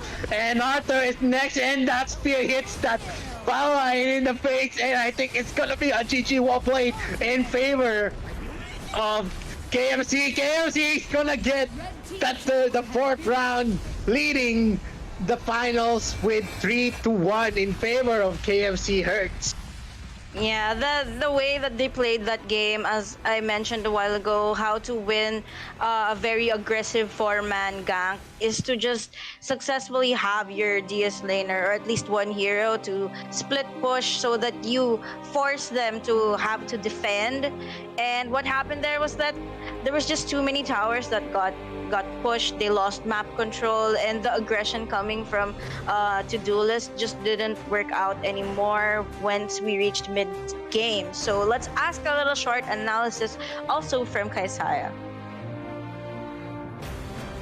Thank you so much for that. And I guess what I can say about that is, somehow the non-factor of Valheim, especially during the late game time, yes, he got the items that he needs early to mid, but late game, when we saw that kit coming from the Slims in comparison to what there is in the Valheim, it's a little bit too lacking. And even Mad Dog didn't get a kill on this round. We saw how much space he can create for his teammates to be safe. You know, just basically use the kill to either lower down the HP bars of his opponent or just shove them away. And at the same time, what I would want to comment in here is what is actually doing. Whenever he got that information that all his opponents are on the other part of the map, he'll just think macro-wise. Go for the other objectives wherein your opponent can no longer possibly make a comeback, you know, because that is a tower loss. How many times we've seen actually not just in this round, but in the previous round as well, wherein he would always think global or macro-wise. And yeah, sorry, I'm just getting that invite. But what is doing in here is just trade and trade and trade. Okay, you got the Dark Slayer, but we got your turret. The Dark Slayer will revive, but your turret will not. And that's what the KFC is actually allowing them to possibly make a comeback and do a catch-up in terms of gold. And I think KazeeB did mention that a while ago. Yes, there's a lot of kills for the side of team Todolist, but in terms of objectives, because they got a lot of objectives, they won by the numbers in terms of gold, and that allowed them to capitalize in terms of winning team fights. And of course, gotta commend the positioning and everything macro wise. But how about you guys? Just quick thoughts other than what I thought from this match. Maybe you can share more things. Let's start with Vittorio. Yeah, for me, the early game was very, it was very one-sided. Todolist was doing a lot of damage with that Valheim and also that support Volcat. But they shouldn't have made the match go into the late game, wherein the damage scaling of the Valheim and Volcat was just too low. And even though they were hitting all the skill shots that they need to hit, they weren't able to do a substantial damage. They weren't able to burst out that Quixie or that Slims, which was very crucial. And that really spiraled into the end game that we saw. Yeah, how about you, KazeeB? Apparently, you know, the interest on seeing a jungle Valheim and side or a support Volcath did not work. But other than that, what can you say about this match? I think that it just went in favor of KFC just because most of the time Todolist would just be super aggressive in terms of team fights without getting any objectives from it. They'd win team fights and not secure the towers, and they'd leave lanes to just get pushed, and that's where I think it went wrong for them, because when they lost some map control in the map, they kind of couldn't secure the kills that they needed without the 5 people doing the damage. Okay. Well, let's see about that. These two teams, they're really so good. We are now on a 3-1 score in favor of Kaisaya Fans Club Hertz. And they just need one more win to be declared the champion for our Kaisaya Community Cup 2020 Arena of Valor, and will take home a part of the 10,000 pesos prize pool. Plus, of course, 5 pieces Sades backpack. And yes, it will be delivered by Sades themselves to their homes. But yeah, we'll see about that, because there's still possibility in making a comeback. Round 5, we will be back. But before that, of course, thank you so much, Garena AOV Indonesia, Sades Philippines, Richard Tyers from Scotland, S-Rank Gaming, Arthilion Gaming. Thank you so much for supporting our community event. Dear viewers, don't forget to type !notify. Hello, Midamaru. Yes, I think YouTube people can see you. Midamaru on Twitch. So yeah, !notify. That is what you type on our Facebook live stream to join the giveaway. And make sure you also have that share on your Facebook wall publicly with the hashtag KCCAOV, plus of course the giveaway item of your choice. You can see that in the pinned section in our live stream. For the meantime, I'm Kaisaya. With me are KazeeB and Vittorio. We'll be back after a few minutes break. Don't you go away.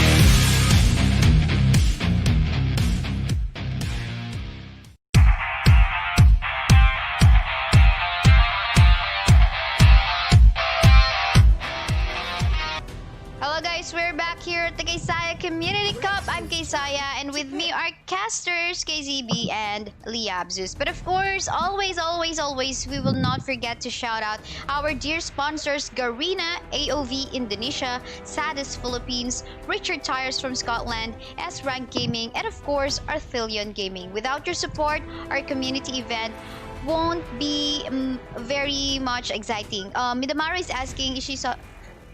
I shoutcast, but this time for my community event, I'm just hosting. So, yeah, of course, dear viewers, of course, don't forget to or comment down !notify in our chat box on our Facebook live stream. Make sure you share the live stream publicly on your wall with the hashtag KCCAOV with an additional caption in there if you want to win, you know, a Sadis Cup, or maybe the vouchers 500 worth, or maybe the wristpad from Sadis too. But for the meantime, alright, we are now into round 3. A lot of heroes are not available for picking anymore, but so far, what do we see in the draft? KazeeB, let's start with you. Oh, well, we see that Todolist has opted to ban the Dirac, but has left our Zip open for this Game 5 game. And we see that Hertz has already prioritized taking this Zip, which I think is a very, very good idea, just because he can delay the jungler for our Todolist in many ways, and also assist his team in terms of team fights. And if they are able to lock in this Richer and Zata, I think the first 3 picks for Hertz.KFC, very, very good for what we see currently. And again, just one more win for Hertz.KFC. Then they are the champion, and we will conclude this event. Meantime, looking like there are a lot of safer picks now in comparison to what we've seen a while ago. Although you mentioned a while ago, Crickneck was open, Kiro was open, but he didn't get picked by Todolist, one of their power picks actually. They didn't even win against a 4v5 fight. So let's see what will happen in here. But what are your thoughts with what you see right now, Zeus? Thank you, Kaisaya. Actually, I like the first 3 picks here by the KFC. They have this perfect delayer, the initiator, and the protector, which is Zip. And they have the Richter and Zata. What I think here in the TDL, it's just too early to pick the Zuka, as we can see that they don't have any marksman yet. But let's see how they can execute this one. Zip, quite an annoying support in here. Let's see how this will go, but do you find this already a good advantage for the side of Hertz.KFC, KazeeB? Well, for sure. I think Zip as a hero, and me personally, I would ban him all the time, just because from the start he can delay the first wave of creeps coming out for his teammates, so that the mid laner or any lane will get delayed in terms of getting the kills for the first minion wave, as well as he can opt to also try to take the buffs away, just so that it will take a little longer for the jungle to get to level 4, I mean. So let's see. Uh-oh. A while ago, round 4, Todolist went in for a Valheim jungle, although they got an opportunity to pick up a Crickneck and a Kira. But it feels like Hertz.KFC said in here, we're going low bat already. So we don't want to give this Kira and Crickneck anymore to you guys. So what are the options left in here for Todolist, Zeus, that you might suggest? Yes, Kaisaya, I think I mean, for me, again, it's too early to pick this Alistar, knowing that they have the Zata, they have the Zip, and the Richter, which is a perfect initiator. Because as we all know that this the counter to Alistar is an engaged type composition. But I think they should have chosen here the Crickneck. We haven't seen any Crickneck yet, am I right? Yeah, they keep on banning it out. Yes. I'd like to see Akira as well here in this best of 7 series, but you know, it's always banned. Yeah, still, a very classic hero, but still well respected, especially into the hands of NBE Clarion. Apparently, quick knock for him, even Akira. They played a little bit from round 4 a while ago. They could have made it possible because they got the early to mid game time, but we saw the flaw given that it is a Valheim that doesn't have an escape capability. There's no flicker, maybe there's no even sprint. There's not even a sprint because he has to go punish. So for the meantime, okay. Okay, I thought this going to be another playful pick, but this time the Slim seems like it is going to their side. What are your thoughts about that, KazeeB? Well, I guess based on the previous game where KFC, they ended up picking a Fennec. So I think that pick is way better than the Slims, just because we saw how fast this Fennec can jungle and how fast he can rotate around the map. And with the composition they have, I think they have really a good 5 heroes for Todolist so far, but it will really depend on how they execute it, because as well as KFC also has a good steady 5-man lineup. Well, quick recap of the hero and player lineup. Hertz.KFC, they have in here Richter for Nightmare, Zata for Mad Dog, Max for Leville for Frazzy, Zip for Edward. For the side of Todolist, we got Kefani for Hatsune, Alistair for Jayco, Zuka for Shadow, Thane for RVZen, and Fennec for Clarine. So we're gonna do that pause again as we load into the game, requesting all of the players to send over the screenshots and to make sure that everything will be played fairly. But yeah, favorites in terms of drafts, casters, KazeeB. Oh, well, I like that. I like the KFC side just because they have that Leville and the Zip and the Richer as well. But what I don't like about their composition is the Max. I think they've run out already of like warrior side laners, so they opted for this guy. But I still like their composition either way though. But how about you, Zeus? Do you have any preference in terms of the draft alone? Yes, I have to agree with KazeeB. I like the composition here of the KFC. They have this perfect initiator. They have the protector. What I don't like here in the TDL composition is that they were all not that tanky. They need to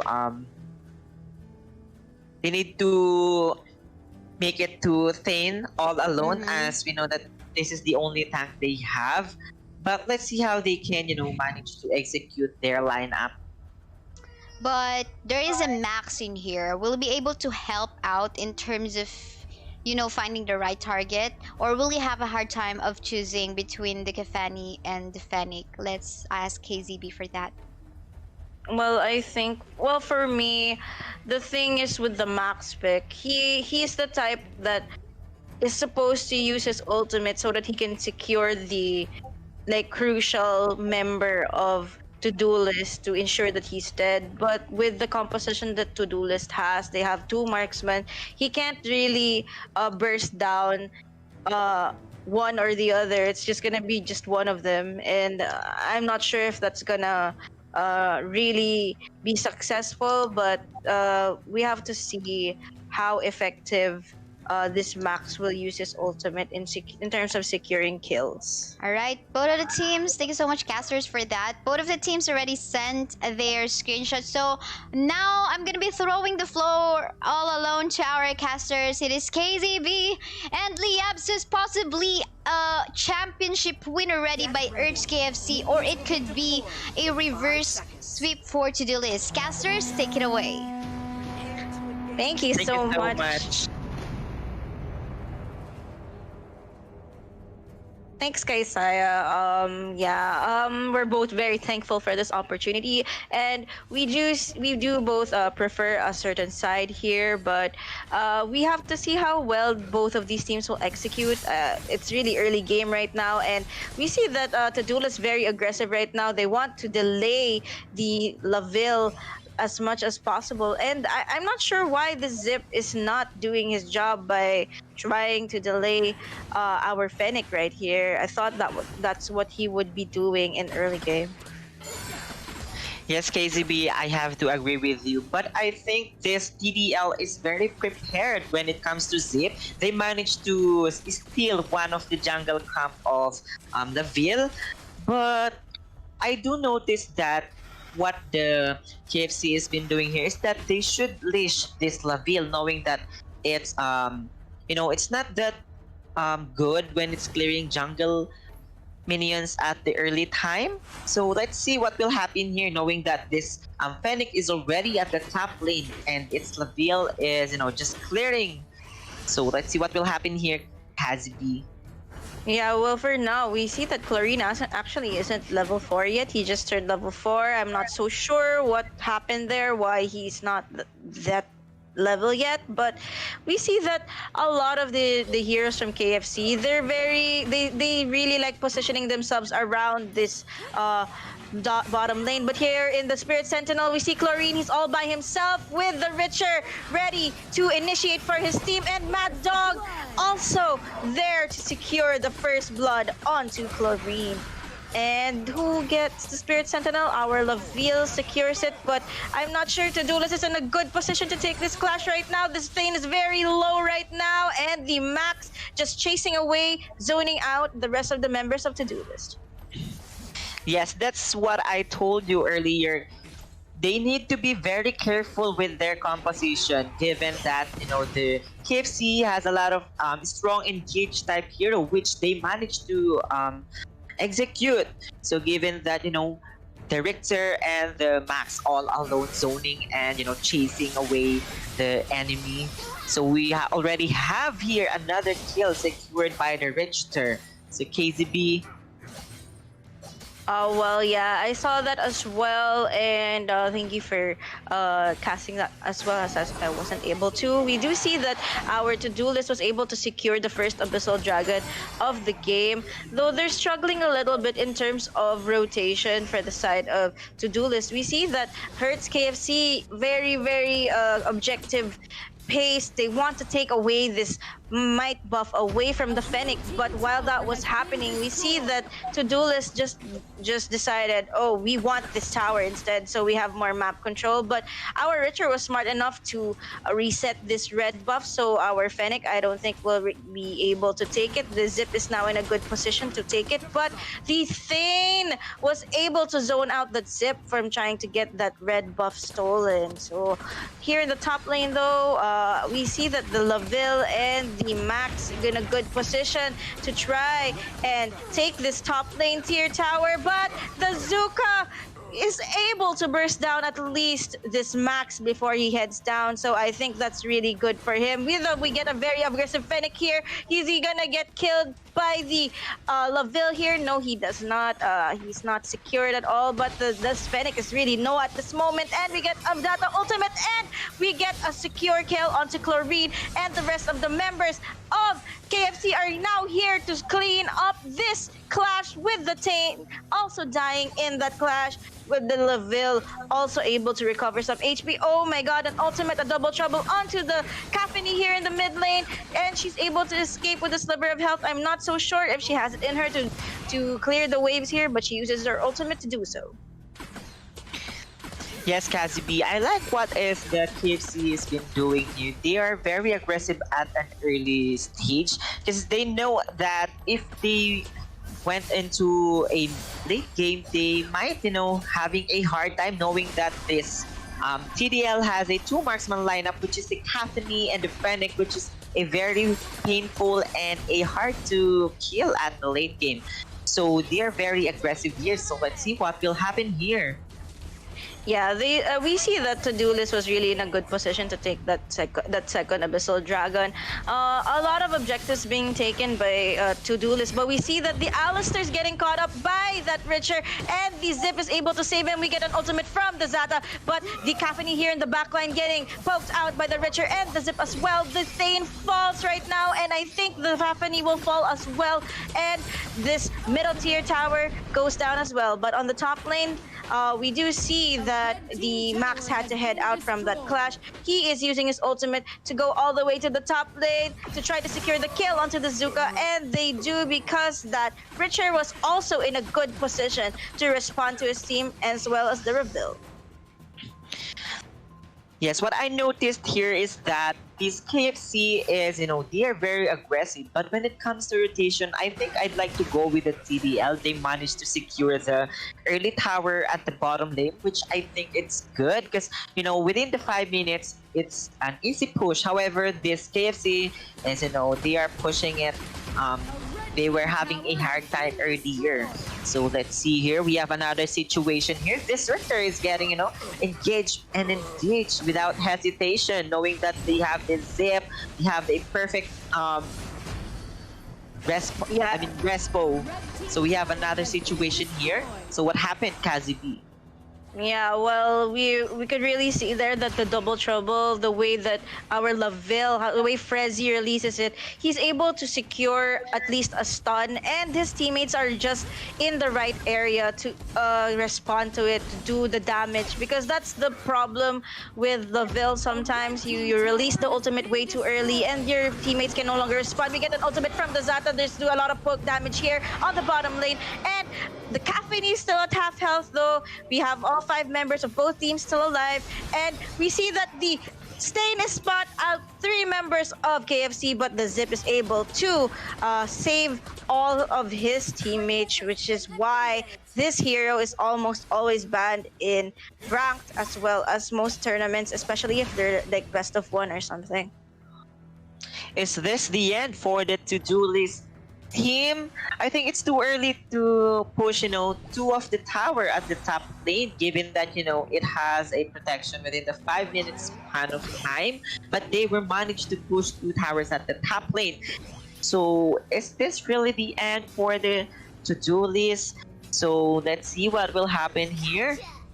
Oh, we got a gobble shovel from the Laville. I'm not sure who got caught. The Thane gets Frezzy, and with the combo with the Alistair, they're able to secure a shutdown onto Frezzy. But we do see that a lot of the waves are still pushing in favor of KFC. But we see Chlorina arriving right here, trying to kill Edward, but Edward uses his ultimate to get out of the clash, which is very, very good for KFC. At least they didn't get that much delayed from that, because the Laville has now used his endocycle and he's now back to help his teammates. The Thane, I think, is a little too deep here. I'm not so sure if we're gonna get a clash.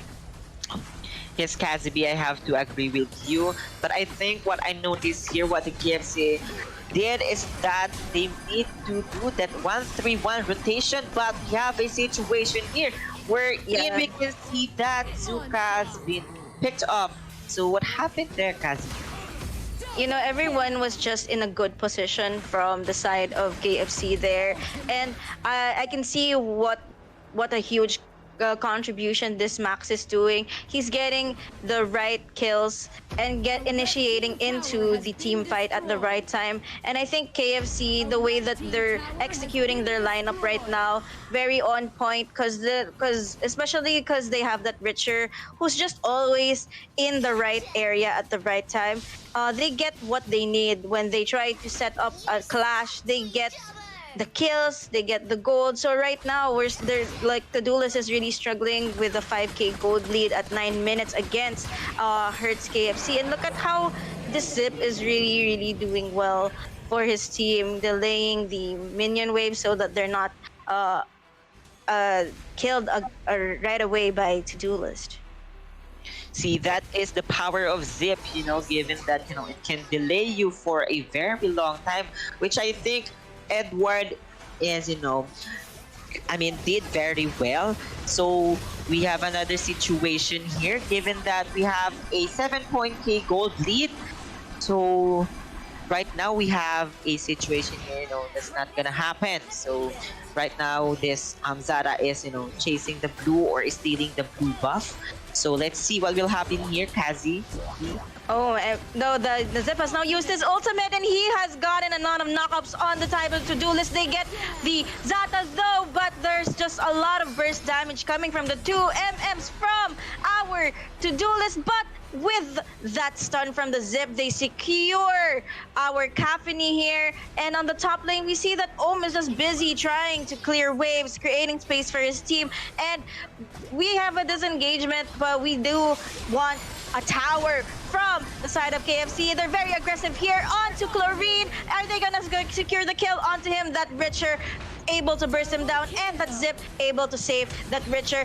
Oh my god, the double trouble onto the Alistair. He's not gonna be able to survive this. The Max is also delaying the rest of the members of Todolist, and with that we see that Hertz.KFC has secured Kaisaya Community Cup Finals.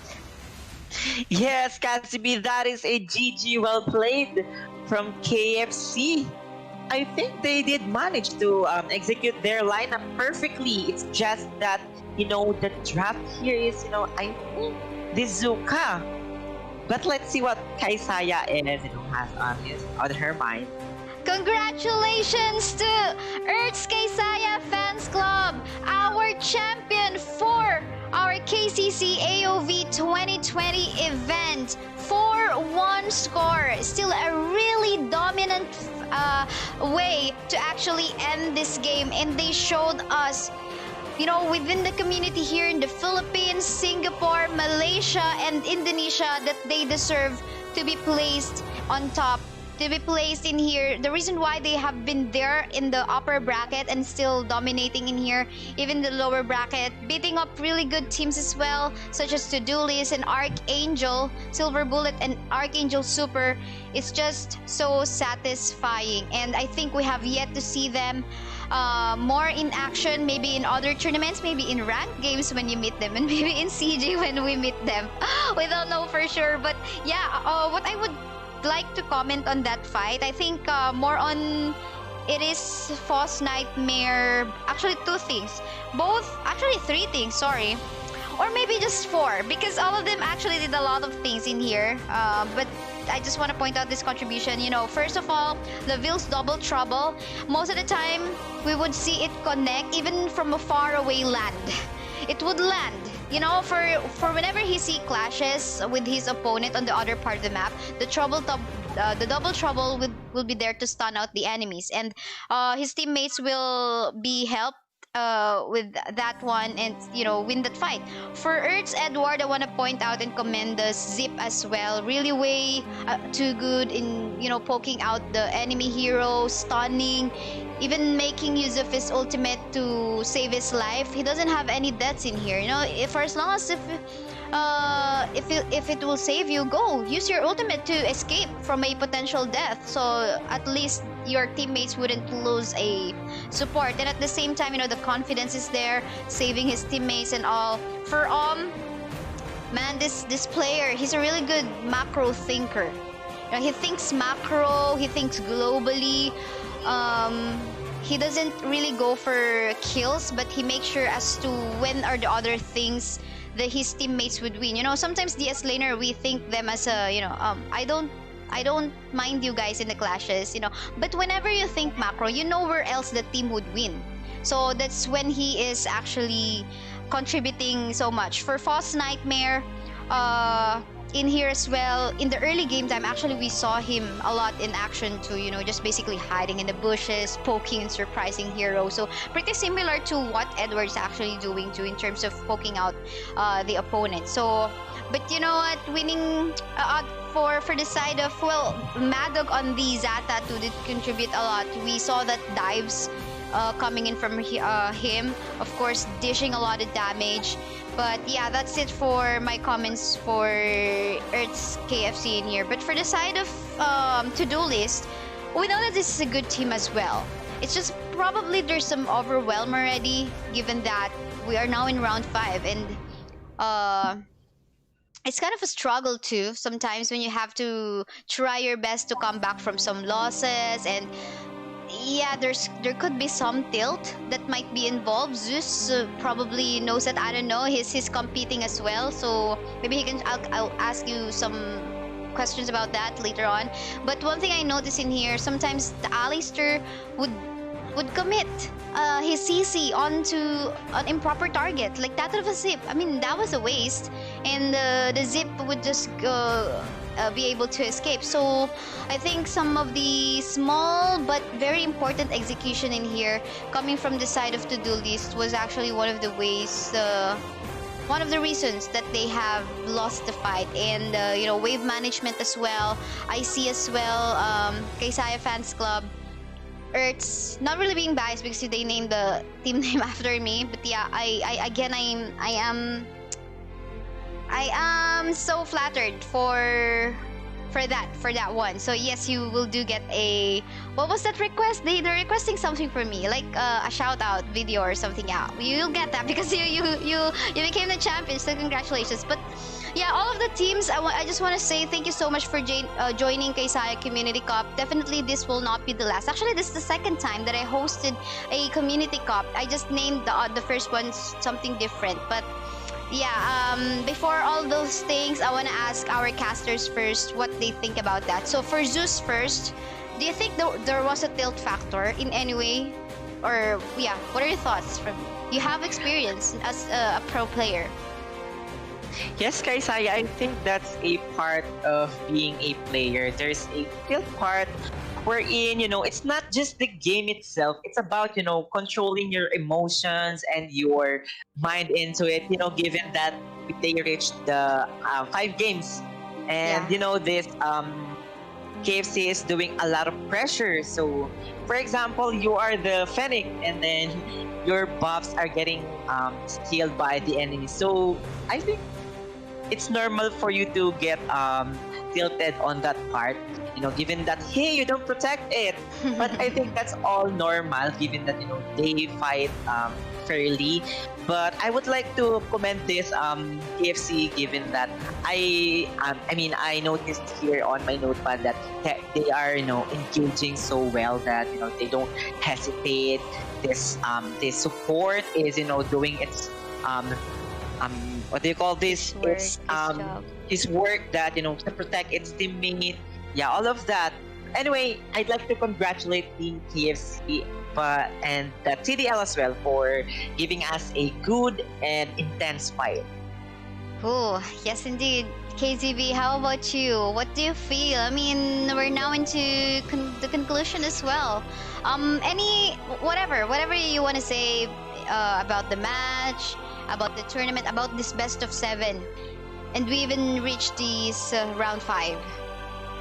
Well, for me, I think a huge factor. I mean, considering there's also the tilt, but I think it's also because there were drafts wherein heroes, there were better heroes to pick in terms of drafting for Todolist, and I don't know why they didn't take those type of picks. Like there was a game I remember I saw that the Cricknack was open, but they did not pick it. So I was like, why would you not take this Cricknack? And a lot of people from the tournament, if you guys have watched all their games, the Cricknack from Chlorine is really, really, really something. Like a lot of people find him really good player of a Cricknack as well as a Kira. And I don't know why, because it was only, I think, game 4 onwards wherein KFC would really try to ban out the Cricknack as well as the Kira. And I don't know, I'm just so not sure what happened. It happened in terms of drafting, and maybe it's just because of tilt, or maybe they just lost the momentum that they previously had. So so congratulations to Hertz.KFC for winning though. They were really, really on point today. They lost the momentum in game 3, I think, but they were able to quickly bring themselves up and secure the win. So congratulations. Yeah, I do agree on that one. I was actually also puzzled as to why they did not take that opportunity. That's why we have this saying, once you got the opportunity, take it. But anyway, Midamar was actually asking, is KCC once per year? Actually, I plan to just rotate all the games that is featured. So the games that are currently online up are Arena of Valor, Mobile Legends, Bang Bang, Marvel Super War, Wild Rift, which will be going up soon, is also part of the lineup, but I'm not revealing it. I also have all-female version for AOV and Mobile Legends. Not too sure if I'll have that for Marvel Super War 2. So yeah, we'll see about that. But for the meantime, again, dear viewers, this is your last chance to join the giveaway. So make sure you type !notify and share the live stream publicly with the hashtag KCCAOV and the item that you want to win. Well, in behalf of Vittorio, of course, yeah. Hold on, some people inviting me. Yeah. Yeah. I wanna give this floor first to our casters. Of course, thank you so much for being here. Maybe you wanna give our viewers some idea as to when you're gonna go live again and how can they know more about you. So also for Zeus, maybe you have tournaments for Liab Esports that you wanna promote and yeah, let our viewers know. So, but let's start with KazeeB first. Go ahead, KazeeB. Well, I don't have a regular stream schedule as usual. I just stream for fun and I cast when I can just so I can practice. But if you haven't liked and followed my page, kindly head there. The link is in the description of the video. And I just want everyone to, I want to thank everyone who supports me as well as who supports my page. And let's just all support each other, especially from the whole MSPI community, including the I. So let's just promote non-toxicity in our servers. So yeah. Yes. Thank you so much, KazeeB. Do support KazeeB as well. She's also a lovely streamer, very friendly too, and of course you can see her very active in community events. So check her Facebook page to fb.com/KazeeB. I'm just kidding, bitch. There you go. Because because you know it's the same. You know the way you pronounce it, almost the same. But anyway, yes, Liab, Zeus, it is your turn to promote whatever you want to promote. Yes, I'd like to promote our page, Liab Esports, and we have an upcoming tournament this Wednesday. I don't know if it's live or not. However, what is it? What's the tournament? APL? It's IGC, Indonesian Game Championship. It's on Wednesday, and we only have one shot to, you know, to get into the top 4, and you know, wherein we will be fighting against, you know, the remaining teams, the Archangel, the DG, which is, you know, the scary or the Dunya games, and I think that's it. Anyway, I'd like to promote my page as well. I am streaming regularly every Fridays to Sundays, wherein every time I go live, I am discussing something wherein all the viewers are free to ask all about the games, and I am more than willing to, you know, help you with all your questions, the rotations and everything, runes, arcanas. Just go and follow me and we can talk about it on my inbox. There you go, Liab Zeus. Catch him on his Facebook, fb.com/lyb.zeus. He streams sometimes, well, solo or trio, or sometimes he actually streams with his teammates in Liab Esports too. So yeah, just if you want to chill out with them, maybe learn a thing or two if you have any questions. He's very approachable. He's one of the good people in here in the community of Arena of Valor in the Philippines, so check them out too. And in behalf of Vittorio, do check out fb.com/Vittorio Gaming too, part of One Snap Esports, a team that I'm actually managing with holding different game titles, and we recently just added League of Legends. And yeah, if you want to check out him too, fb.com/Vittorio Gaming. He goes live. I don't think he has a regular schedule too, just like KazeeB. So just, you know, you guys type !notify so you get notified if they go live and you don't miss a chance in checking them out, be friends with them, etc, etc. But then again, before we close the stream, thank you so much to our sponsors: Garena AOV Indonesia, Sadis Philippines, Richard Tyers from Scotland, S-Rank Gaming, Arthilian Gaming. From my deepest heart, guys, thank you so much for making Arena of Valor Kaisaya Community Cup possible. Without you guys, the viewers and the teams who join this event, it won't be possible. Of course, the volunteers too, and of course our marshals. Thank you so much from the bottom of my heart. Once again, this is Kaisaya. With me are KazeeB and Liab Zeus, and in behalf of Vittorio Gaming, we are signing out. See you guys in the next event. Bye!